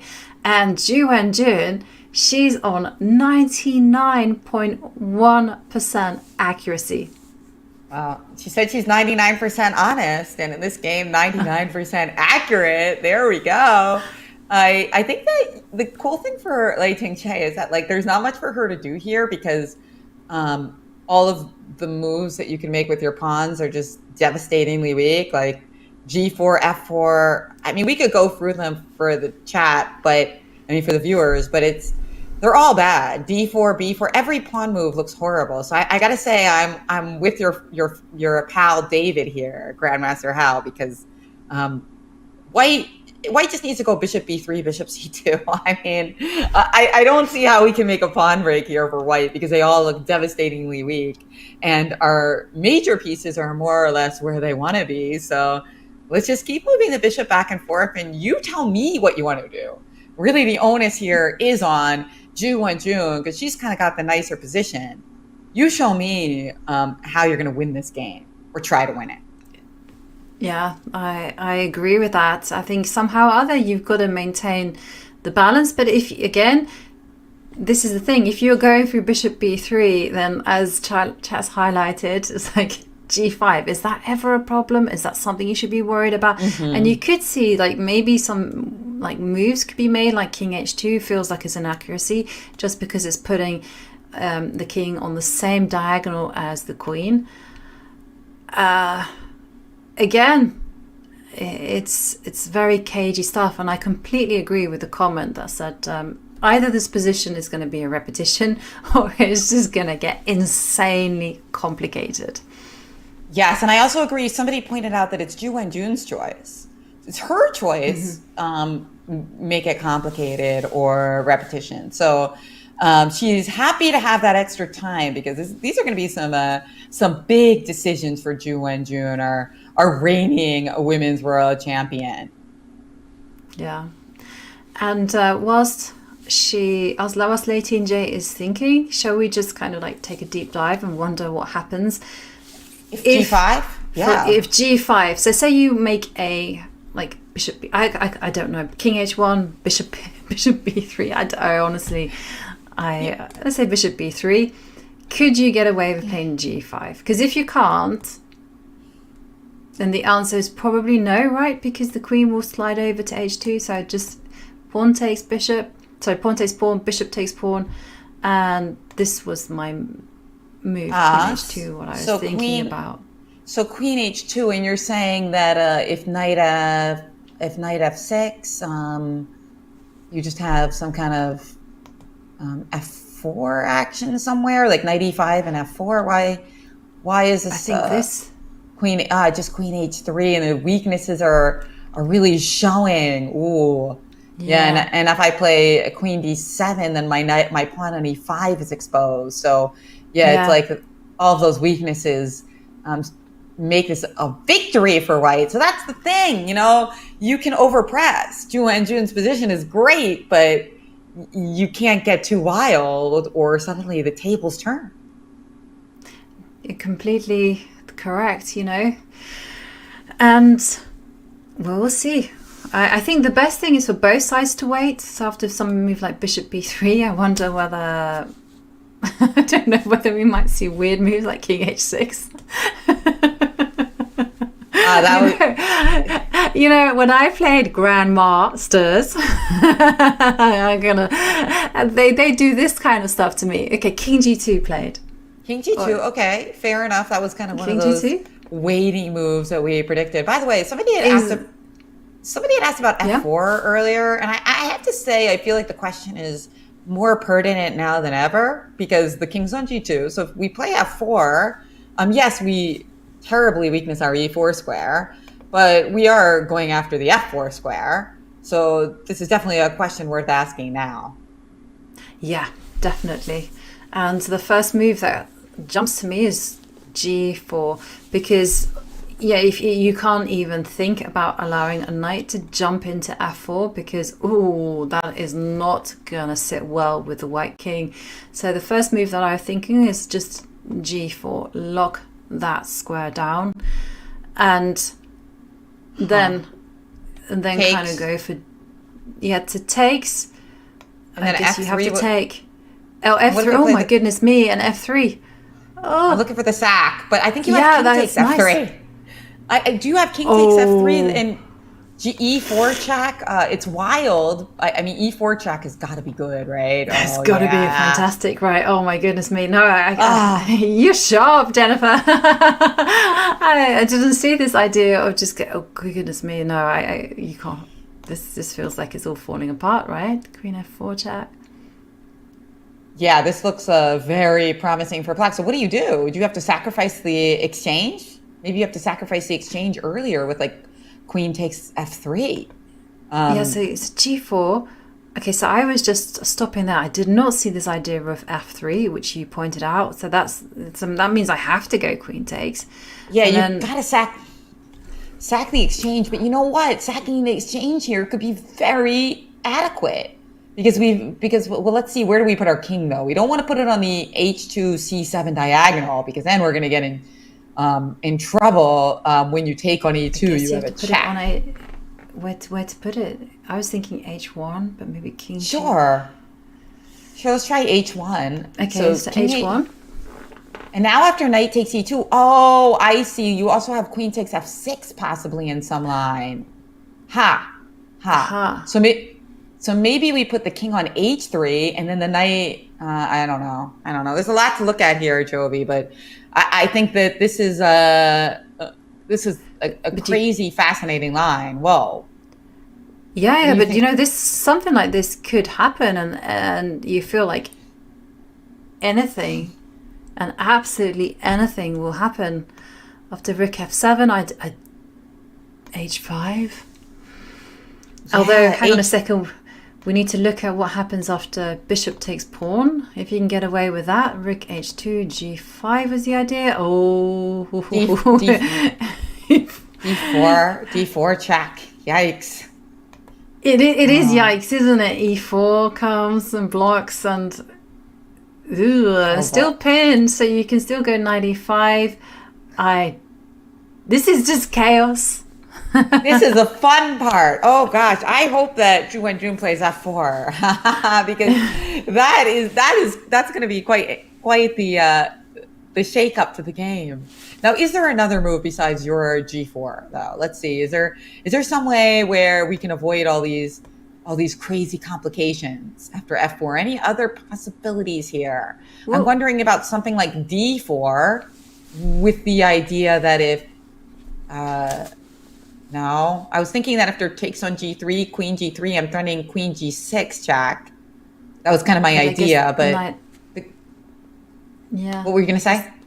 I guess you've got knight F4 at the end of protecting everything, and you still have, and I saw the evaluation bar so it says something amazing, and okay, so you have this idea, and nope, that's not it because the evaluation bar shoots up in white's favor. Huh. Okay. Whoa. So that must be because you can't take the rook. Yeah, like we just played king H2. You just king F1 or something. King H2. Yeah. So that can't be it. So let's be thematic about this. Checks. Someone did say they can't wait to get a position where it's like checks, captures, threats. And here is one of them, checks. So we've done that capture. So now we need to do this capture. Yeah. There's no checks. So let's do this capture. And yeah, maybe this is the one, actually, because then you jump, you're jumping in. Yeah, this pawn is going. And, well, no f4, but queen to d8 played. But f4, that would have taken a match to the position and set it on fire. But maybe it's still very much in the air. King to f4 would have been a really good try to mix things up. And queen d8 played. And I wonder whether she's setting it up.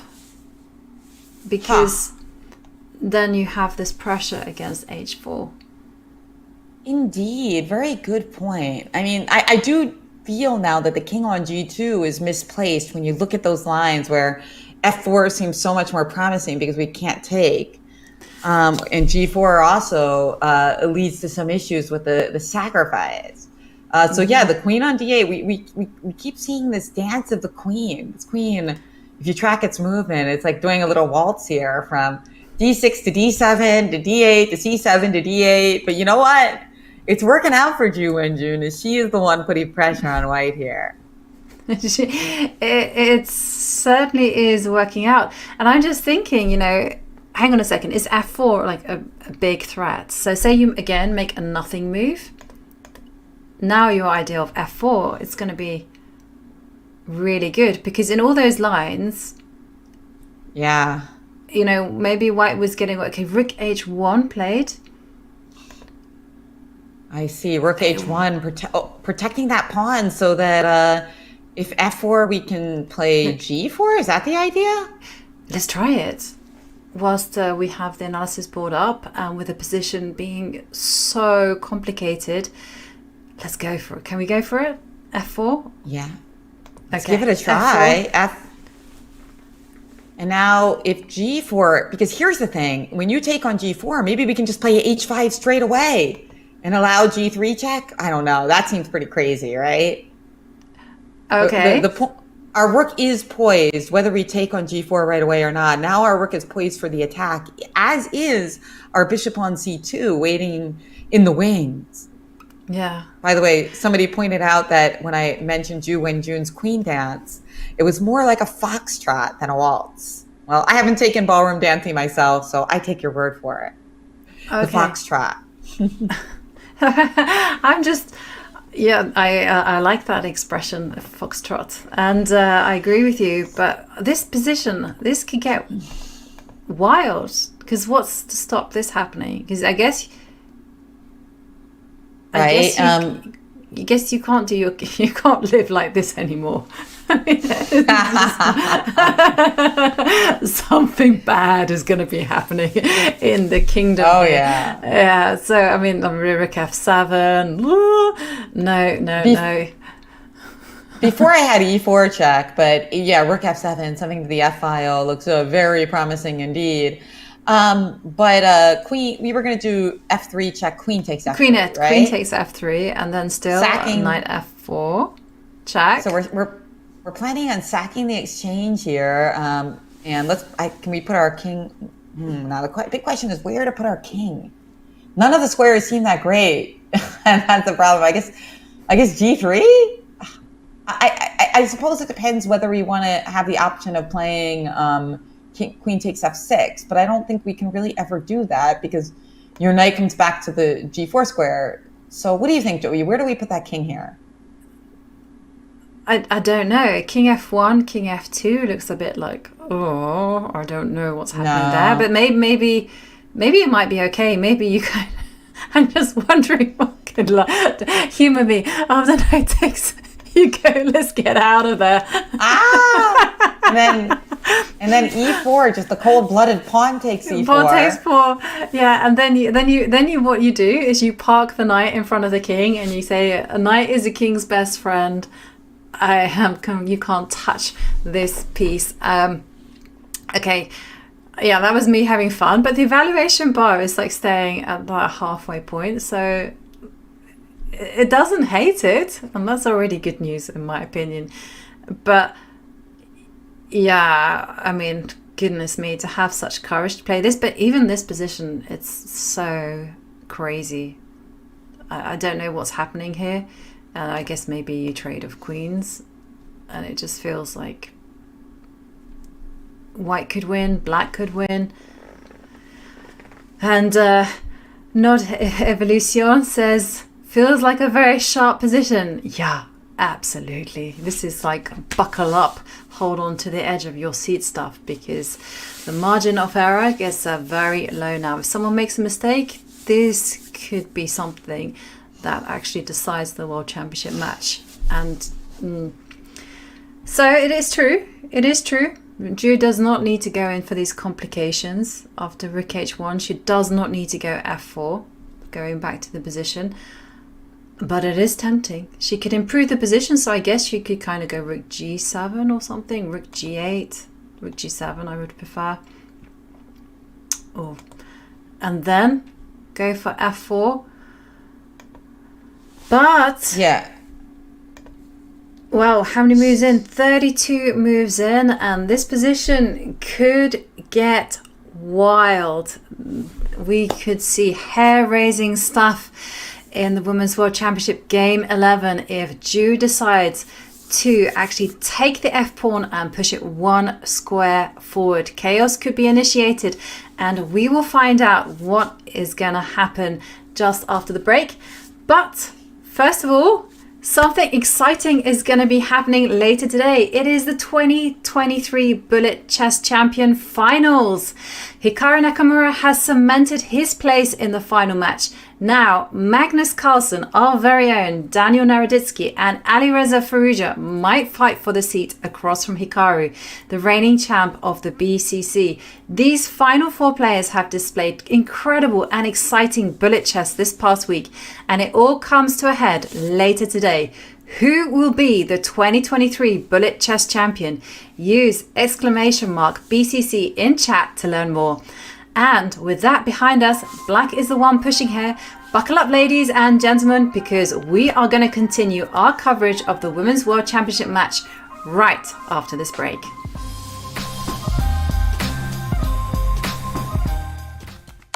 Struggling to improve your game? Chessable is the home for chess improvers.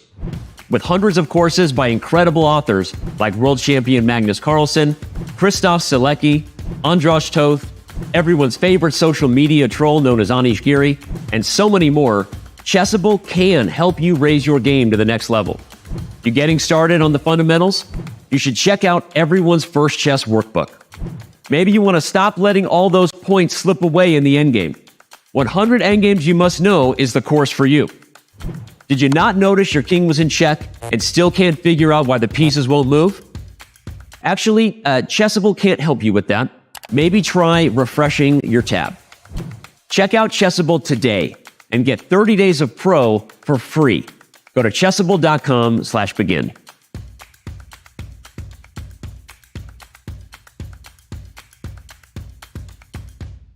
Do you wish playing a chess game with a friend was as easy as sending them a text? Well, good news. Now it is. With Chess.com's new iMessage app, you can start and play a game directly in iMessage. Your friend doesn't even need a Chess.com account. It's just tap and play. Head over to go.chess.com/iMessage or use the command iMessage in chat to learn more.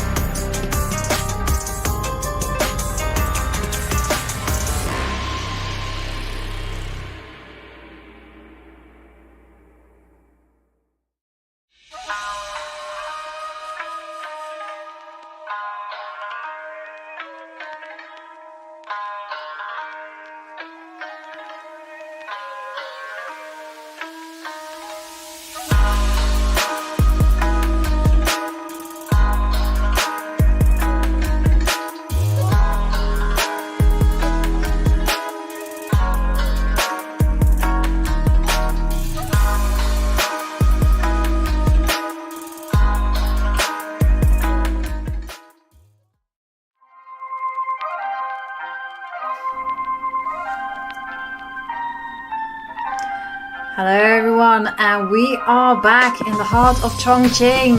This is where the Women's World Championship is being played right now. This is where champions will be crowned. And we will find out exactly what Ju Wenjun chose to play in one of the most critical positions we have seen so far in Game 11. Look at that bustling metropolis and look at the board, which is bustling with activity. Now, did she or did she not play the committal F4, F5, F4? And Ju Wenjun said no. It was a question of risk. It was a question of gambling. In an ordinary game, I'm sure she would have made that move. But this is no ordinary game. This is the Women's World Championship match, Game 11. And only 2 classical games remaining, this one and tomorrow. So Ju Wenjun, I can see she played Rook E6. Now F4 still very much in the air. So is it time for Lei Tingjie to do something about it, or will she carry on ignoring the threat? Great question. I mean, I was going to say Rook E6 is not necessarily no. It's not yet, because F4 kind of remains on the menu, and honestly, for a while, I think it's not clear what white can do. But impressive calculation there by Ju Wenjun, because honestly, it was like a tightrope for white, but to calculate, if we review that the basic idea, like if let's say we make a nothing move here for white, so Rook E6, so Bishop B3, just say that's nothing. Sure, Bishop B3, and now we see that this move F4 maybe got stronger, Jovi, because I think you need the bishop on C2 for the pressure on G6, maybe. Yeah, so it's actually it's getting harder to play a nothing move, which is kind of a good sign for Ju Wenjun, actually, because now after F4, we see that G4 doesn't look as good as it was before, because the bishop is a bit misplaced, right? So it takes on G4 here. And when you take back, again, there's this idea of F3 check, queen takes F3, and you're compelled to sacrifice the exchange. But there's a problem here that after knight F4 check, king moves. This is the king moves. I don't know where. I don't know either. Okay, we have a move from Lei Tingjie, but here I don't know, maybe king G3, I don't know. But I was going to say, the problem is now when we take on E2 and queen takes E2, E4 blasts open the position, right? Whereas before your bishop on C2 was protecting against that idea. So bishop E3 actually, I think, makes these lines a lot more powerful for black. But let's take a look and see what happened in the game, as every move matters so much right now. It looks like the move king to F1 was played by Lei Tingjie. So what is the idea there to get away from the check? So now if F4, G4 takes on G4, takes on G4, note that there isn't that knight to F4 check idea. So I'm guessing that's the rationale here. But it looks weird. It certainly does look weird to put your king on F1. And totally, it's a reaction to F4, because after here there is no F3 anymore, because you're just like, well, Rook E4. Don't get tempted to capture this pawn, because then Rook F8, and suddenly the king might be feeling rather nervous on the F line. There's also bishop taking the pawn as well as Rook F8 ideas. So just walk around that pawn and play Rook to E4, and suddenly these are the ideas that are going to come into play, and it's going to be the black king that is feeling very shaky. So king F1 is it's a weird move, but I think it's a good one to stop F4, and just waiting moves after waiting moves, maybe, but it sure is tense. And I can tell you one thing, when you play this type of position and both sides are waiting, it takes a lot of energy from you, because you have to look at every single possibility. You have to be sharp, and this kind of chess leaves you exhausted. And we see Ju Wenjun with 18 minutes on the clock. I don't like this position. I don't like this position for Lei Tingjie. I think that Ju Wenjun has an excellent chance in this game now. I mean, I know that her defensive skills, Lei Tingjie, are very strong, so maybe she'll find a way out, but I hate this for her because it's not like F4 is my only idea, especially now that your rook's on H1. It's like a bit artificial. If you play F4, I can play G4, and that's why I have my rook on H1. But what if you don't play F4? What if you switch your plan to like trying to break open with E4 at some point? Now suddenly the fact that my king's on F1 and the rook in H1, they look ridiculous, right? So you just gotta love Ju Wenjun's position here. There's nothing bad about it. The question is that's for sure. There's nothing bad about her position, but the question is it good enough? And I'm just starting to feel like it might be. I'm getting really nervous about Lei Tingjie's position here. Right, and one of the things that you can do is simply wait. Like you mentioned, I don't know how to wait. And, okay, well. We have Bick, our producer, with all the big shot ideas, and it's saying that black can even play bishop to G7 with the idea of bishop to H6 with the beautiful idea, which we've seen time and time again, and we've been obsessed by, F4. But yeah, what is this king doing on F1? What is the rook on H1? It looks a bit strange. And Bick's idea is basically, how does that change things with the whole G4 idea? Because G4, basically, our entire idea against F4 is to gain counterplay with G4, right? Mm-hmm. So is there something like knight E3 check? Is that the point? That the bishop on H6 allows us to play knight E3 check? Why is this good? Yeah, I that would be the most natural idea. So let's say, for instance, say you wait. Let's just keep waiting. And now let's play bishop H6 and let's keep waiting again. Right. And get this position. So let's say we can see the big idea. So F4, G4. And yeah, the whole idea is, as you guessed it, knight to E3 check. And now the F file is smashed open, right with the king on F1, looking embarrassed as it does not want to be on that line as black's pieces are encroaching. And yeah, this looks amazing. Nice find, as somebody in the Twitch chat said. Give that producer a raise. Well, in this case, it's that bishop on H6 that's getting a raise, right? It's getting promoted into the heart of the position. It can go to F4. It's defending the real rock in Lei Tingjie's throat here, with the pawn on E3. But that hasn't happened yet. So let's give her a chance to defend, because we know that there's been a lot of promising positions for both players in the match, and usually the defensive skills stop blood from being spilled, right? It was just those two games where we had decisive results, but you've called the entire match, Jovi. Those are certainly not the only promising positions, right? Yeah, totally. I mean, we've seen both players, when put under pressure, they have risen to the challenge. I mean, let's say, for instance, just now in game 10 with Ju Wenjun, she played in an accurate move. She put her knight on F3.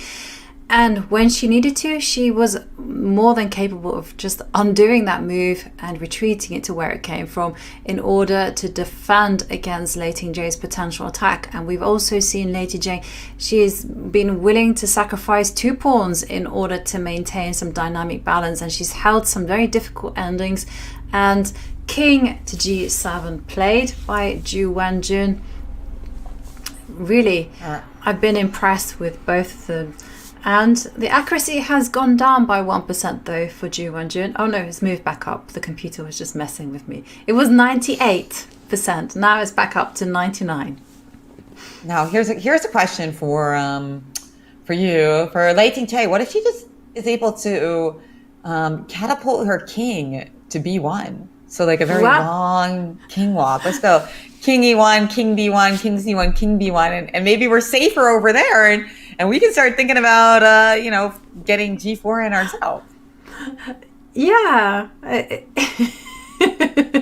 it's a plan. It didn't occur to me, I'll be honest with you, but it is a plan, and you can see the fact that the computer hasn't really like the evaluation bar hasn't moved that much. It's now like 0.31, which means that, okay, it's a viable plan. But let's have a look. Like, how far can you go with the king? So there's no opening to the position, because if you go f4, g4 is coming.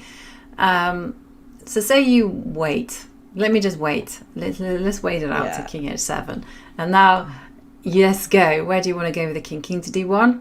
Sure, king d1. Let's put ourselves in the line of fire. And I think this is the problem, that if we step to the d file, now e4 looks very concerning, right? Because we can not touch that d pawn with the discovery on tap, right? Knight takes c3 check would be completely devastating. Well, you do have rook.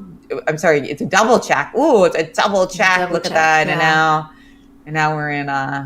Those are rare. Huh? Double checks. You don't see that every World Women's Championship day. So king e1 is okay, but you really can't cross that d bridge.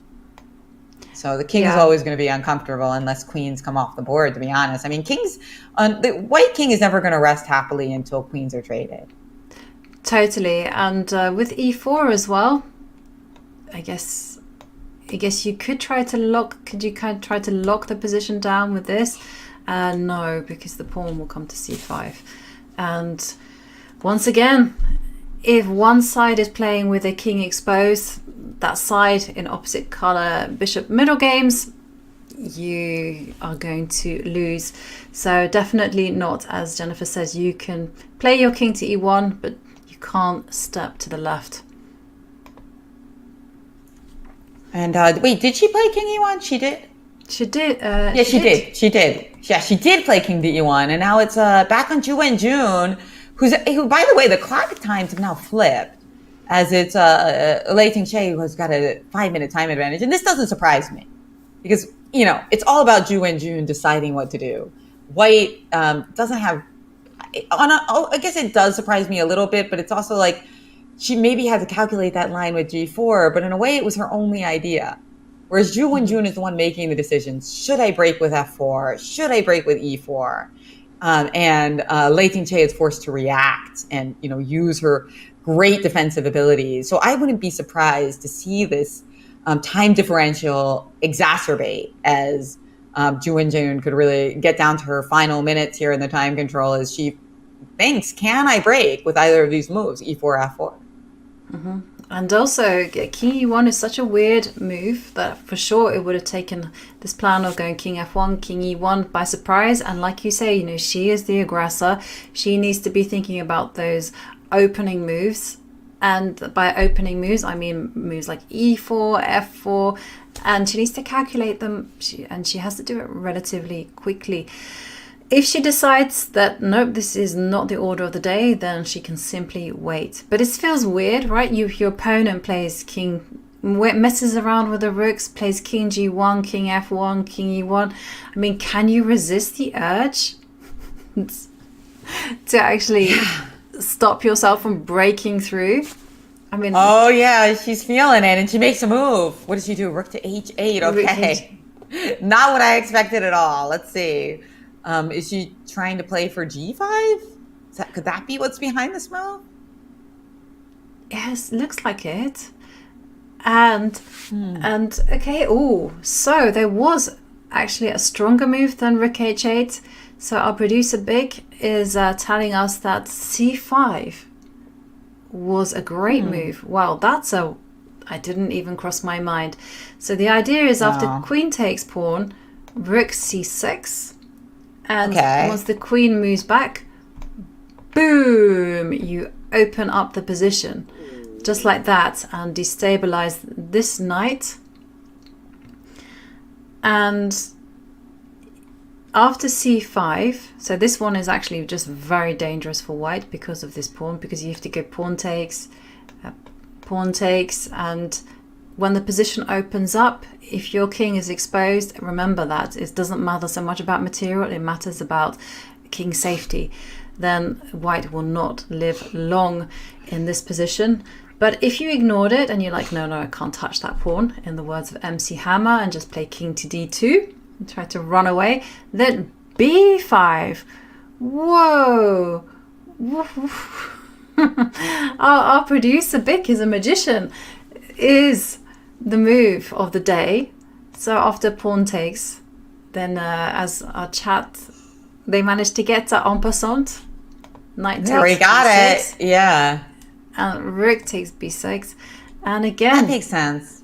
All right. C5 with the idea of playing B5. Okay. Yeah, that makes sense, but very unusual, right? Because it's not just that you're sacrificing a pawn, but even the scheme of playing C5 to play B5 when that wasn't the arena of action and until just now.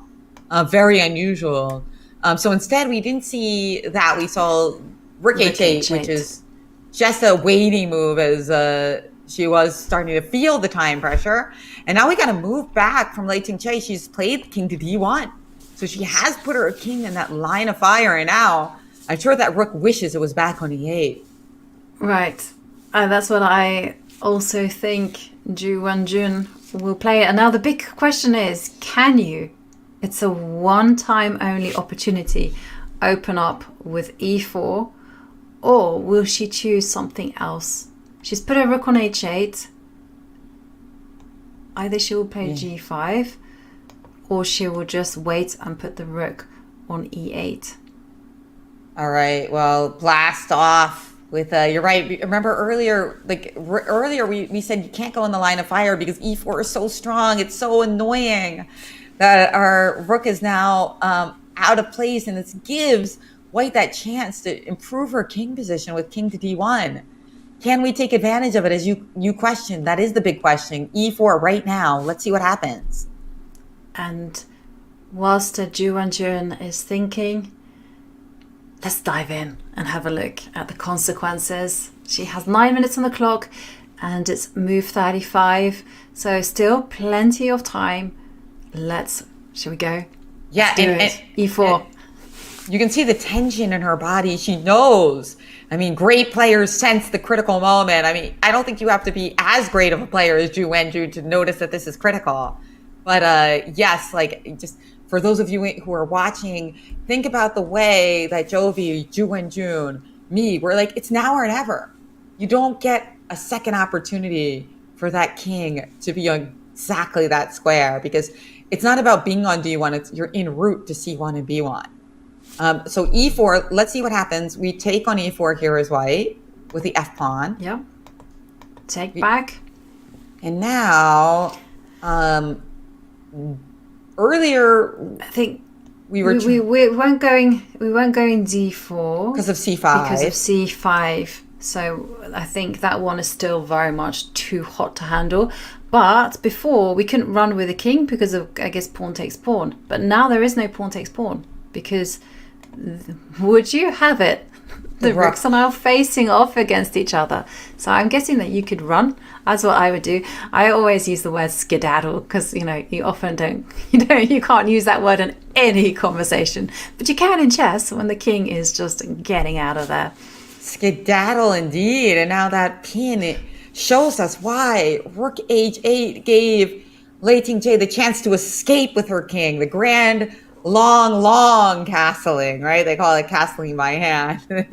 I mean, I don't know, this is castling by longhand, that's for sure. It's taken her a big king walk, but it could pay off with some king safety here.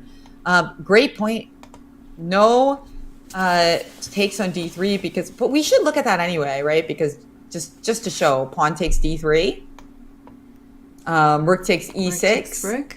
And now pawn takes c2. It looks like you're somehow encroaching on white's position, but in fact, there's nothing here. We could just take on c2, I think, right? I mean, that would seem to be the most. With the queen, with the king, I mean, both look good, doesn't it? This pawn is not long for the world.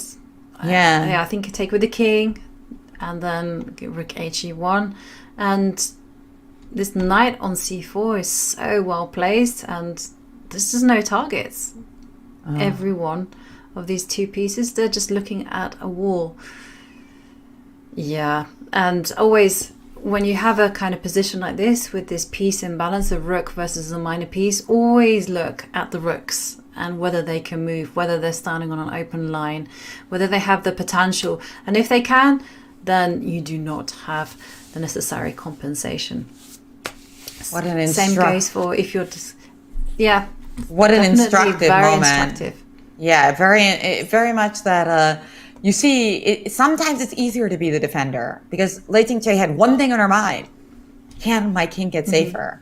And so she was waiting for that opportunity. Whereas Ju Wenjun, on the other hand, had so many things on her mind. Can I break with f4? Can I break with e4? Can I, hold the tension and wait to the time control to decide? So many questions running through her head. Whereas the defender, it's more focused. You know what you need to do. Totally. And someone did say to me, it's easier to attack than defend. And Ju Wenjun, she decides that the moment is now, and she pushes that pawn to e4. And well, we are going to see a big opening of the position and questions for Lei Tingjie. A very quick answer of pawn takes pawn. I did wonder whether she might try to round up the pawn with rook h1, and what is Lei Tingjie going to play now? Remember, her position is still very much in the balance. One wrong move here and it could cost her the game. So pawn takes pawn, you don't want to be playing that because of this knight takes pawn double check, or the knight can come to e3 and give a double check. That is not on the table. And king c1 is, for me, the most natural move. Get the king out of dodge. Well, one question here, Jovi, is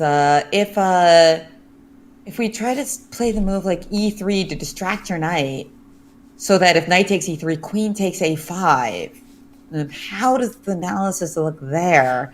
I'm threatening some queen a1 check action as well.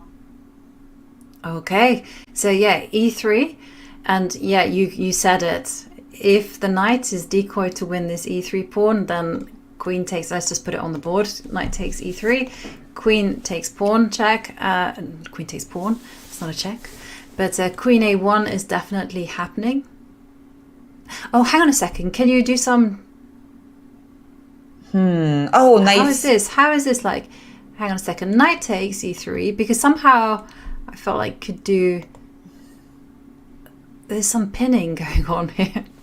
I was like, I want to put something. Right. Like or if rook we e8 or something. Yeah, we got to be very careful here because white now is threatening the move knight to f5 check to take advantage of that discovered attack and win the rook on e6. So that's a big threat we need to keep in mind. So even queen a5, we might be able to do that. And e3 is on the board. The e pawn. E3 played, and okay, so now the big question is knight takes pawn. Is that possible with the idea that queen takes a5 is going to be met by knight to f5 check? But the consequences of and there you pick up the rook, but the consequences of knight takes e3 is that you are voluntarily putting yourself in a pin. And so I'm just wondering also the diagonal over here. And if this pawn went an h4, I would be playing bishop g5 faster than you could. In fact, maybe you can still play bishop g5. Oh, wait a second. Okay, so bishop g5, pawn takes g5, queen g5, rook e1. And then rook e8, just piling up on the pinned piece. Is that the idea? Yeah, that's what I thought, or is it rook f8? I think king d2. There's rook f8. Yeah. It's got to be rook f8, and oh boy, now the queen is ousted. It could go to g1 though, right? But then rook f3. Go to g1. Oh, hang on. I put the rook f3. Oh, that's a nice move. Oh, rook f3, and then king d2. If you come in and just hold, you now go like this. Oh boy, this is beautiful, beautiful chess. This idea is stunning. Oh gosh, totally. Now you can go back to f2 though, so you're still hanging on. But now we have two pawns for the piece. Rook g. Is there a rook? Knight takes. There's a rook g2. Rook g2 at the end of it. Wow. Oh boy, rook g2. And you can't take on a6 because rook takes f2 comes with a check. Oh no. Wait a second. What's going on here? What if queen takes g2, queen takes g2, rook on 1 to e2? Are we... Yeah, you can still queen g5, queen g5 again. Oh. So that's a kind of really complicated line. And okay, but e3 in general, I don't think I would be taking that knight just because she's taken it. She's taken it, but this bishop g5 move is a tactic. This is a tactic from outer space. This is such a beautiful line. Gorgeous, gorgeous idea. Will she see it? Yeah. She's 5 minutes on the clock, and I think she's going to play rook h8. That's way more natural.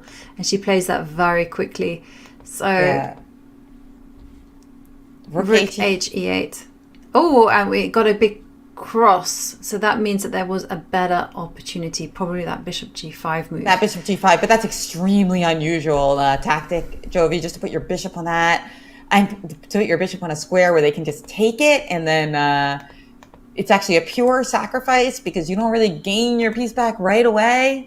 I think in a game where she's not down to 5 minutes, sure, maybe that idea would occur to you. But with just 5 minutes on the clock, it's a really outer space idea. It's very unusual. Totally. And also, we're kind of guided by the evaluation bar telling us that what's the right move, what's the wrong move as well. So we get help. So I don't think, and also it was two of us working through things. So no, I don't think. Rook h8, very natural, piling up on the e3 knight, and I'm expecting the pile up to continue. But hang on, if there's rook h8, you can still do the same idea. Well, it's a little tricky because remember we're using that tempo to play rook f8, right? So, what are you playing for white now? Rook h1. Yeah, and now... rook h1. And now bishop g5 wouldn't work because you just take it and you have king d2. And your whole tempo down from the lines that we looked at before, right? And there we see Ju Wenjun trading the knights on the board. And now a set of rooks have left.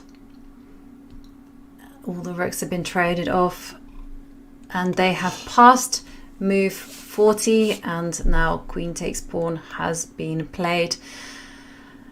All right, it's a bit unusual, but the players are not allowed to offer a draw until move 40. The players haven't been offering draws, by the way, at any point. Oh no, there. But only now can they offer a draw, and we have now a situation where it's queens on the board, queen ending, but opposite color bishops. And again, general rules of king safety very much apply. If the queens come off and it's an opposite color bishop endgame, should be a draw. Yeah, it does look like there's a high chance of a draw now. Two great defensive players and a very balanced position. But you know what? That moment. Now, I know it's a computer line, and some people will say, computer line, whatever, nobody's going to see that. But I got to say, it was a beautiful line. Yeah. Very beautiful line and very instructive. Should we go back and show it? So, okay, so knight takes e3. Hang on, wrong one. So, knight takes e3. Instead of, you have to go back before rook e8. I have to go here. So knight takes e3, and the most amazing move could have been bishop g5. Just imagine that. That would have completely shocked Ju Wenjun. And so we were looking at the most forcing lines, which was simply if you take the bishop, and after queen takes pawn, we were like, okay, what will happen if white just holds on to that extra piece? And this is where you had this most amazing rook f8. Queen again resolutely holds onto the material, and now the rook can come down here, piling on the pressure. And then the big point is that after you've removed this, the queen comes to f2. So white is really stubborn. In this line, I think white should perhaps say, okay, you won back the piece, I'm gonna give you that one. but knight takes knight, and after rook takes rook to g2. And now, yeah, We have won the day. Very nice, and yeah, it's just quite a marvelous line with a lot of tactics embedded in there. So I encourage you to take a slow look at that if you feel like you need to work on your pins. This game has had a lot of pins and a lot of discoveries, and a lot of basic tactics in general. You see, this is why I love looking at the games of the greats, because even if you don't play like a world champion yet, there's always something you can learn from their moves that will apply to your own games. And here we, in this game, saw almost every basic tactic embedded in these variations. You know, we saw knight f4 check, a knight fork. We saw a clearance move, f3, clearing the f4 square for the knight. And then, of course, we saw discoveries and pins galore. And after all that's said and done, we're left with this extremely balanced position because both sides have the same number of pawns. And the only question is there going to be any difficulty for Black to defend that pawn on g6, right? So she needs to make sure that queen d3 doesn't come with any kind of devastating threat.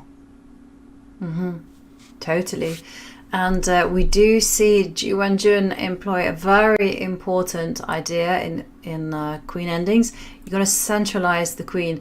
And just to piggyback on your point, you know, about this game, we've seen a lot of positions where there's been a lot of danger lurking beneath the surface.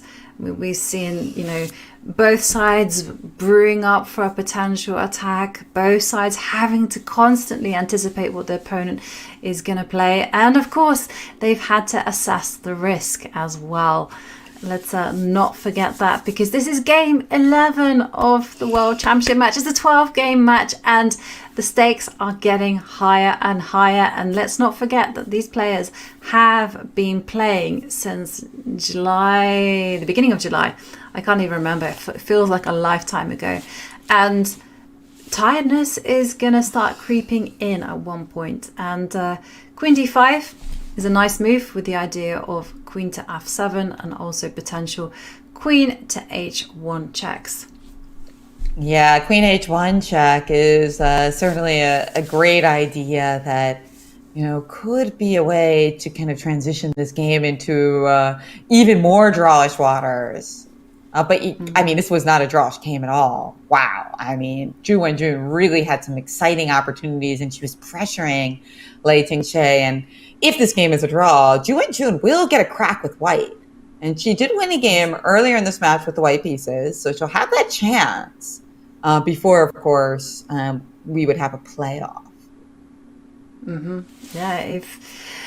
Yeah, playoff will be happening, if it is happening, on the Sunday, and then we'll have a glorious weekend of chess. Yeah. But for now, this one looks like it's heading into calmer waters and will fizzle out to a draw. If the queens get traded, then for white, it will be all about simply just moving these pawns onto light squares, maybe transferring the bishop to d1 and pushing g4. For black, on the other hand, it will just be about holding this g6 point and making sure there's not a rogue bishop that finds itself on c8. If that happens, well, then black might have some problems. But still, even this opposite color bishop ending is still quite tricky, I would say. It can be tricky, but if you think about Lei Tingjie's worries just a few moves ago, God, this must be a relief to have this position. I mean, you're staring down the barrel of f4, e4, your king's in the middle of the board, your rook's disconnected, and then like a half hour later you have this?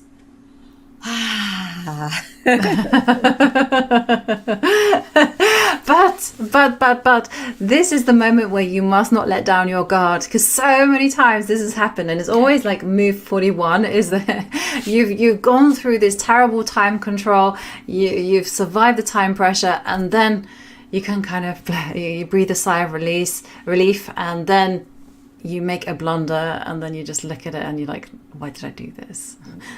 Why did I make such a move? So both these players cannot relax until the game is over. The score sheets have been signed. And also this is really good advice for when you're playing a top player and you are winning. Do not count your chickens before they hatch. I've said this time and time again because grandmasters, they are so tricky. They're such slippery creatures. And until you have won the game, that's it. Be aware. They will try to trick you at every opportunity. Yeah, that's a great point. And it is true. It's funny how, I mean, I'd love to see a statistical analysis of blunders and what moves they're most common on. I'm sure it would be earlier in the game just because it's like, well, sometimes games don't get to move 40 or 41, but like percentage wise, it's got to really cluster around like move 39. And then of course, right after as well, as you point out. Yeah. And Lei Tingjie, with her gestures again, just feels like she's saying, "Ooh, I'm expecting this to be a draw," but you are right. She will be very happy to have reached this position. And what can we expect from Lei Tingjie? I saw a suggestion from chat saying King B1. I really like that move. Yeah. And then just King B. Well, then the Queen H1 check could lead to a perp because you know. Wow, if Queen C1, it's a bishops of opposite color endgame with no clear advantage. That should be an easy draw. And if King A2, Queen back to D5 check. And then I guess you could play Bishop B3. But then there's Queen A5 check. And wow, this just looks like there's a lot of checks going around. Queen F5 check, and we're kind of like triangulating all of our checks. Oh, those expressions. Those expressions are amazing. You know, it kind of reminds me, like, she's expressive throughout the whole game, but it's also like in poker, you know, you're not supposed to be super expressive. But then once the cards are turned over and everybody's all in, you can make whatever expression you want, right? And I do feel there's a little bit of that going on because let's face it, this game is going to be a draw, right? I mean, it's not 100%, but let's say it's close to that, right? So she can make whatever expression she wants at this point. It's fair game. You don't need to have a poker chess face anymore. You can just be you. Yes. And whilst we wait for Lei Tingjie to make a move, let's have a look at how she found her way into the Women's World Championship. Challenger Lei Tingjie is trying to become the 18th Women's World Champion in history and the 7th from China. She would join a prestigious list that includes Zijun, Hou Yifan, and her opponent in this match, Ju Wenjun. Lei Tingjie has already made history several times. She is just one of 7 women to become a grandmaster as a teenager. In 2021, Lei won the first ever Women's Grand Swiss, and she did it by a whopping 1.5 points, starting the event an amazing 8 out of 9. With a round to spare, no one could mathematically catch her. That dominant victory put Lei into the candidates tournament, one step shy of the World Championship. 3 short match victories, and she would be the challenger. Lei won them all, and she never even needed a tiebreak. For her first battle held in Monaco, Lei faced off against former world champion Maria Muzichuk. Lei won immediately in the first game, then secured 3 draws to advance to the semi-final. Lei wasn't done with the Muzichuk family yet. Next came Anna Muzichuk, Maria's older sister. The players started with 3 draws, partially flipping the script from the previous round. But the match ultimately produced the same result. Lei won the 4th game, and with it, her 2nd match. The final moved to China, where Lei faced her compatriot Tan Zhongyi.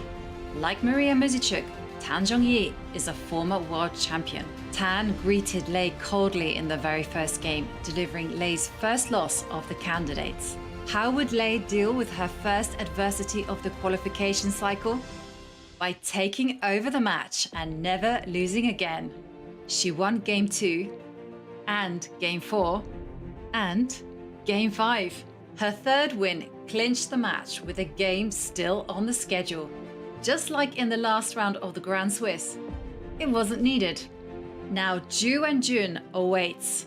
Has the three-time champ finally met her match in Lei Tingjie?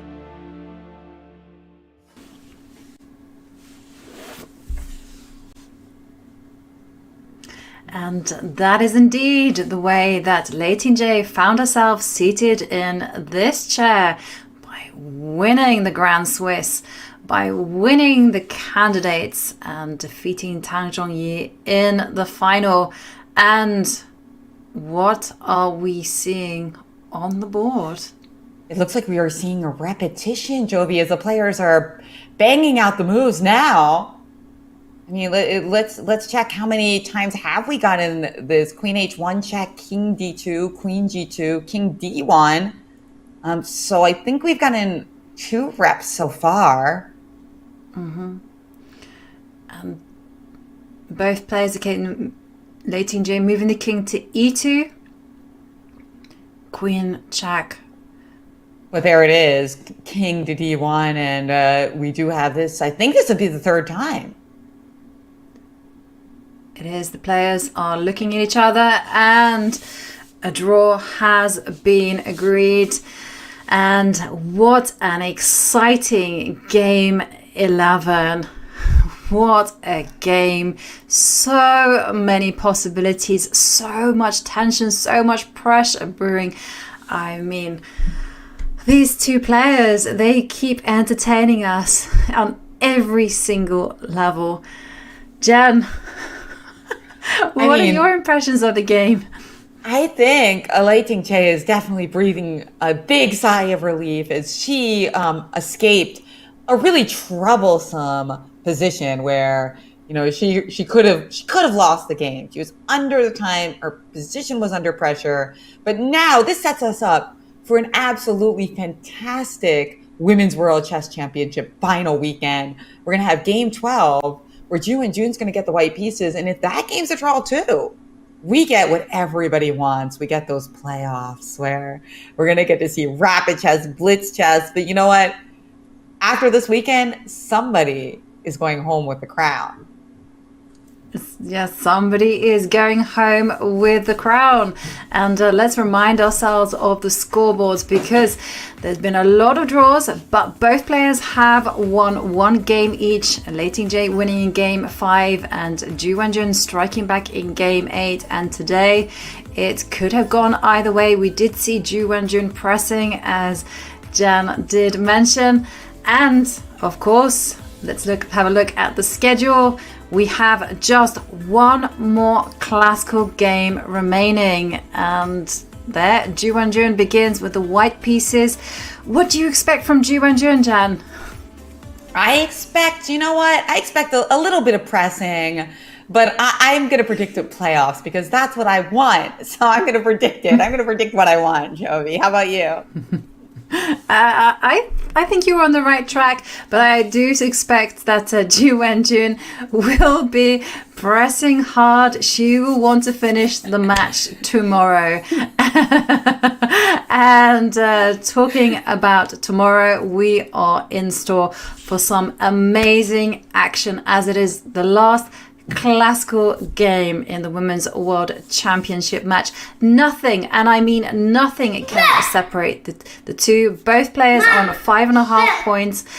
Well, until tomorrow, we will find out exactly what happens. Jen, it's been a pleasure, and I look forward to commentating on all the action at the same time, same place tomorrow. And thank you to everyone at home who's joined in on the fun and sent us Twitch messages, and it's been a lot of excitement. And in the meantime, I'm gonna thank you all for watching, and see you tomorrow. Same time. See you. Same place. Bye. Bye from Fabi and me. Bye, Fabi.